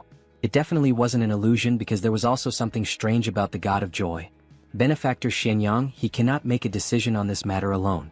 Please allow him to report this to the sect leader. He must trouble you to wait here for a moment. Although Jian Dun didn't say anything directly, his demeanor revealed something. As expected, the matter of Danyangzi is far from over. This is the inner hall of the Zhengde sect. The sect leader is just ahead. The leader wishes to meet with Benefactor Xianyang personally to discuss this matter. These are images of the central Vajra realm, of the world-honored one, the Tathagata, and he senses a strange smell. In the realm of accumulated fragrances of the east, the world-honored one imperturbable. In the realm of joy of the south, the world-honored one born of jewel. In the realm of bliss of the west, the world-honored one Amitba. In the lotus realm of the north, the world-honored one accomplished. Together they are known as the five Tathagatas of wisdom. Amichuofo. This is Master Xinhui, leader of the Zhengde sect. Greetings. Greetings, sect leader. I am Xianyang. May I dare to ask, do you know what Danyangzi has become? Benefactor, what matters is not what he is, but what you believe he is. Tiske. This sect leader is speaking in riddles again. So Danyangzi really did ascend to immortality? Amichuofo. If you believe he became immortal, then he became immortal. Danyangzi's karmic thread was planted in you at that very moment. He feels as if that old man is still inside him somehow. Wait, don't panic. Maybe it's not what you think. Sect leader, did the Jingda sect have some old grudges against Danyangzi? Correct. He went around abducting and killing, throwing the world into chaos. We dispatched disciples to apprehend him, but he escaped time and time again. Regardless of what Danyangzi has become now. Since he remains our adversary, leaving him in a state of limbo is not a solution. Sect leader, do you have any means to resolve Danyangzi once and for all? The leader thinks deeply before answering. Come closer, he needs to view it from another perspective. However, the protagonist takes a step back. Benefactor Shenyang, if you still suspect that we intend to harm you, then you should not have stepped into this hall in the first place. Very well. He's willing to give it a try. Just as he finishes speaking, the old man steps forward and touches his forehead. He is then split into two as if the old man had pulled out his soul, or perhaps his spirit. We see a blue shadow being drawn out. He truly feels something strange within his body, even his vision has been affected somehow. Is it over? He asks. And that's where chapter 43 ends. However, here are some spoilers. The old man begins to transform into something strange. An eye starts to grow from the back of his head. He desired this form. He desires it no more. He desires it no more. Open your eyes. As emotions arise, so too should understanding. This sect leader does indeed possess some unique spiritual abilities from the Buddhist path. Benefactor Shenyang, he now fully understands the situation. This matter holds great importance. He must consult with the other elders to determine the proper course of action. You may remain within the sect temporarily. Tomorrow we will give our response. He has a friend waiting outside. If he doesn't return, they'll grow concerned. Whether to stay or leave, it is up to you to decide. The gate of the Jingda sect will open again at dawn. Benefactor Shenyang, he also knows that unless this issue is resolved, it will remain a great threat, both to you and to all beings under the heavens. The protagonist remains silent for a while, then decides to leave the temple that night. This form is not me. If it were truly me, this form would not suffer from affliction or desire. Benefactor Shenyang, please. I desire this form. I no longer desire it. I no longer desire it. As emotions arise, let understanding arise as well. He notices something strange about the old man. Perhaps he just saw it wrong. After returning to the inn, he ordered everyone to disperse and begin inquiring about the Jingda sect. Since this involves Danyangzi, he must act with caution. There's intense activity along the main street leading to the temple. Senior Brotherly, he found something. This gate of Jingda belongs to the largest Buddhist temple in the entire city of Shijing and is the most popular place of worship. He nods. It's said that even people from the palace go to the Jingda sect to worship the world-honored one. And if you're lucky, you might even catch a glimpse of the emperor. We've heard that the disciples of the Jingda sect are very devoted and strictly follow the precepts. Apparently, a disciple once secretly ate meat and was immediately expelled. Senior brother, he had us inquire everywhere about the Jingda sect. Is something going on? He can't let them know that Danyangzi might still be alive. He doesn't want to frighten or worry them. No, it's nothing. Thank you for your efforts. Everyone take a few days to rest. He will make another visit to the Jingda sect. From the looks of it, the Jingda sect appears normal. He has no reason to refuse the sect leader's offer. The girl grows concerned, sensing that he is hiding something. The next day he returns to the temple. What does it mean to calm the mind? We intend to hold a grand universal ceremony to transcend Danyangzi. But before we can begin, we must first address your affliction of mental agitation, Benefactor Shenyang. Affliction? No, he is not ill, he shouts. The other two merely watch him. Sect leader, how can he calm his mind? This scripture, all 5 aggregates are empty, take it with you. Recite it 3 times a day, in the morning, at noon, and at night. Will mere recitation truly be enough to calm the mind? No cultivation method? No herbal prescription either? Just reciting? Benefactor Shenyang, remain here in this temple for now. All this rushing back and forth inconveniences both you and us. Very well. A few days later. Life has reached its end, the pure path has been established. What needed to be done has been done, and there will be no further rebirths. In teaching this Dharma, 5 bhikkhus and others accept it with faith and practice it faithfully. Then the book drops onto his face as if he had dozed off. He hadn't expected that reciting this scripture would actually help. Over the past few days, his sleep has improved significantly. As soon as Danyangzi is resolved, he will seek out the Black Taisui. If he can stabilize his condition, he will be able to live steadily in this world. Then he starts to get up from the bed and notices that there was a shadow near his room. So he decides to peek outside the room to see what is happening. A disciple of the Jingda sect. Is he spying on me? He really wants to see what this Jingda sect is plotting. Then the disciple enters a room, however he can't follow like this. With a sudden bright idea, he decides to poke a hole in the wall with his finger to check what is going on. This also appears to be a hall of the World-Honored One. World-Honored One, compassionate and merciful, please bless me with a child. If she still cannot bear a son, her husband will sell me. A woman? Coming so late to pray to the World-Honored One? Yet something shocking happens. Disturbing scenes follow. Sensitive readers may wish to skip ahead. A man approaches her from behind with a blindfold, ties it on, and leaves her completely sightless. Then several other disciples arrive, stripping away her clothes to begin the ritual for conceiving a child. So this is the miraculous truth behind those petitions for offspring? Wait a moment, has he been discovered? The man beckons him closer. He knows what you're thinking, benefactor. You must be assuming that the disciples of the Jingda sect have no moral discipline, correct? Yet have you considered why these devotees come so late at night to worship the World-Honored One? Some long for children, so we give them children. The Jingda sect is doing good deeds.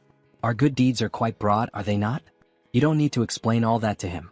He can't dictate what you do. He only hopes the grand ceremony of universal salvation meets no obstacles. In truth, he was a Taoist before entering the monastic life. Whether Taoist or Buddhist, in the end, all paths are the same. So, benefactor, do you look down on the Buddhist way? He exhales, weary, and says, "This place is filthy. Isn't there a single clean corner anywhere around here?" The next day, benefactor Shenyang, the grand ceremony of universal salvation will begin in a few days. The preparations have been extremely costly, so please avoid wandering around. Very well. Go back and tell the old sect leader that I already know. Amit Ba. The sect leader sent that message on purpose to stop me from roaming about. He's afraid I'll uncover the filth within the sect. Or is there another reason? Hey Taoist? Little Taoist. The old beggar? What on earth is he doing here? Hey, how did you get in? Ah, don't say that. The masters of the Jingda sect are truly kind-hearted. They saw I was a poor soul and let me stay in the sect doing odd jobs. This old beggar doesn't seem to understand anything. Why would the Jingda sect take him in? Could it be, they really are kind-hearted? How are things for you here? Actually, not bad at all. He eats until he's full every day and keeps himself warm. It's just that, he can't perform good deeds anymore, and that makes him a bit uneasy. Don't overthink it, just be happy you're not going hungry. Maybe he really is overthinking. Come here, little Taoist. He'll take you to see where he works. It's a huge place. Then he grabs the protagonist's hand and drags him along. Hey, wait. The sun is too strong today, let's go another day. What the hell is this? His strength is unbelievable. While being pulled, he feels as if his body is sinking into the earth, as though something is tugging at his very soul. Come on. You won't regret it after seeing it. There's all kinds of interesting stuff. Weird, what just happened to him? Little Taoist, it's right there in that temple. Several statues are being carved by other disciples. Is this where you work? The environment isn't the best. That's right. He's responsible for moving the broken stones and even helped build some of these stone statues. So many statues. The Jingda sect can't possibly need this many. They're probably selling them to devotees to make money. That's not all. There's more up ahead. Taoist, look in here. He summons great strength to push the door open, and a cloud of steam rolls out. The protagonist starts to sweat. Squirming. He hears that whispered phrase, and when he looks ahead, he sees a mass of red living tissue, cells clustered together with eyes and a mouth, something hideously bizarre, almost beyond description. Beside it, or perhaps forming part of its body, are figures, people, writhing and moaning in pain. All of them are shifting around the room, circling the pillar. What is happening? Look, Taoist. Lift your head. What a gigantic statue of the Buddha. He jerked his hand free of the beggar and stepped back. Hey Taoist, don't leave. You finally got here. Why the rush? This place is dull. I'm heading back. That old fox is lying. He said the grand ceremony of universal salvation was near, so I couldn't wander around. Clearly, they just didn't want me to expose their illusions. The Jingda sect is nothing but a den of evil. As he runs all those statues and laborers, truthfully they look like demons and slaves. Is that thing alive? I don't know, and I don't want to find out. He dashes out of the temple. He has to escape this cursed place as quickly as possible. If you enjoyed this video, don't forget to give it a thumbs up, it really helps. And for more content like this, make sure to subscribe and hit the notification bell so you don't miss any updates. Let me know in the comments if you'd like to see another part. I'd love to hear your thoughts. See you next time. Bye-bye.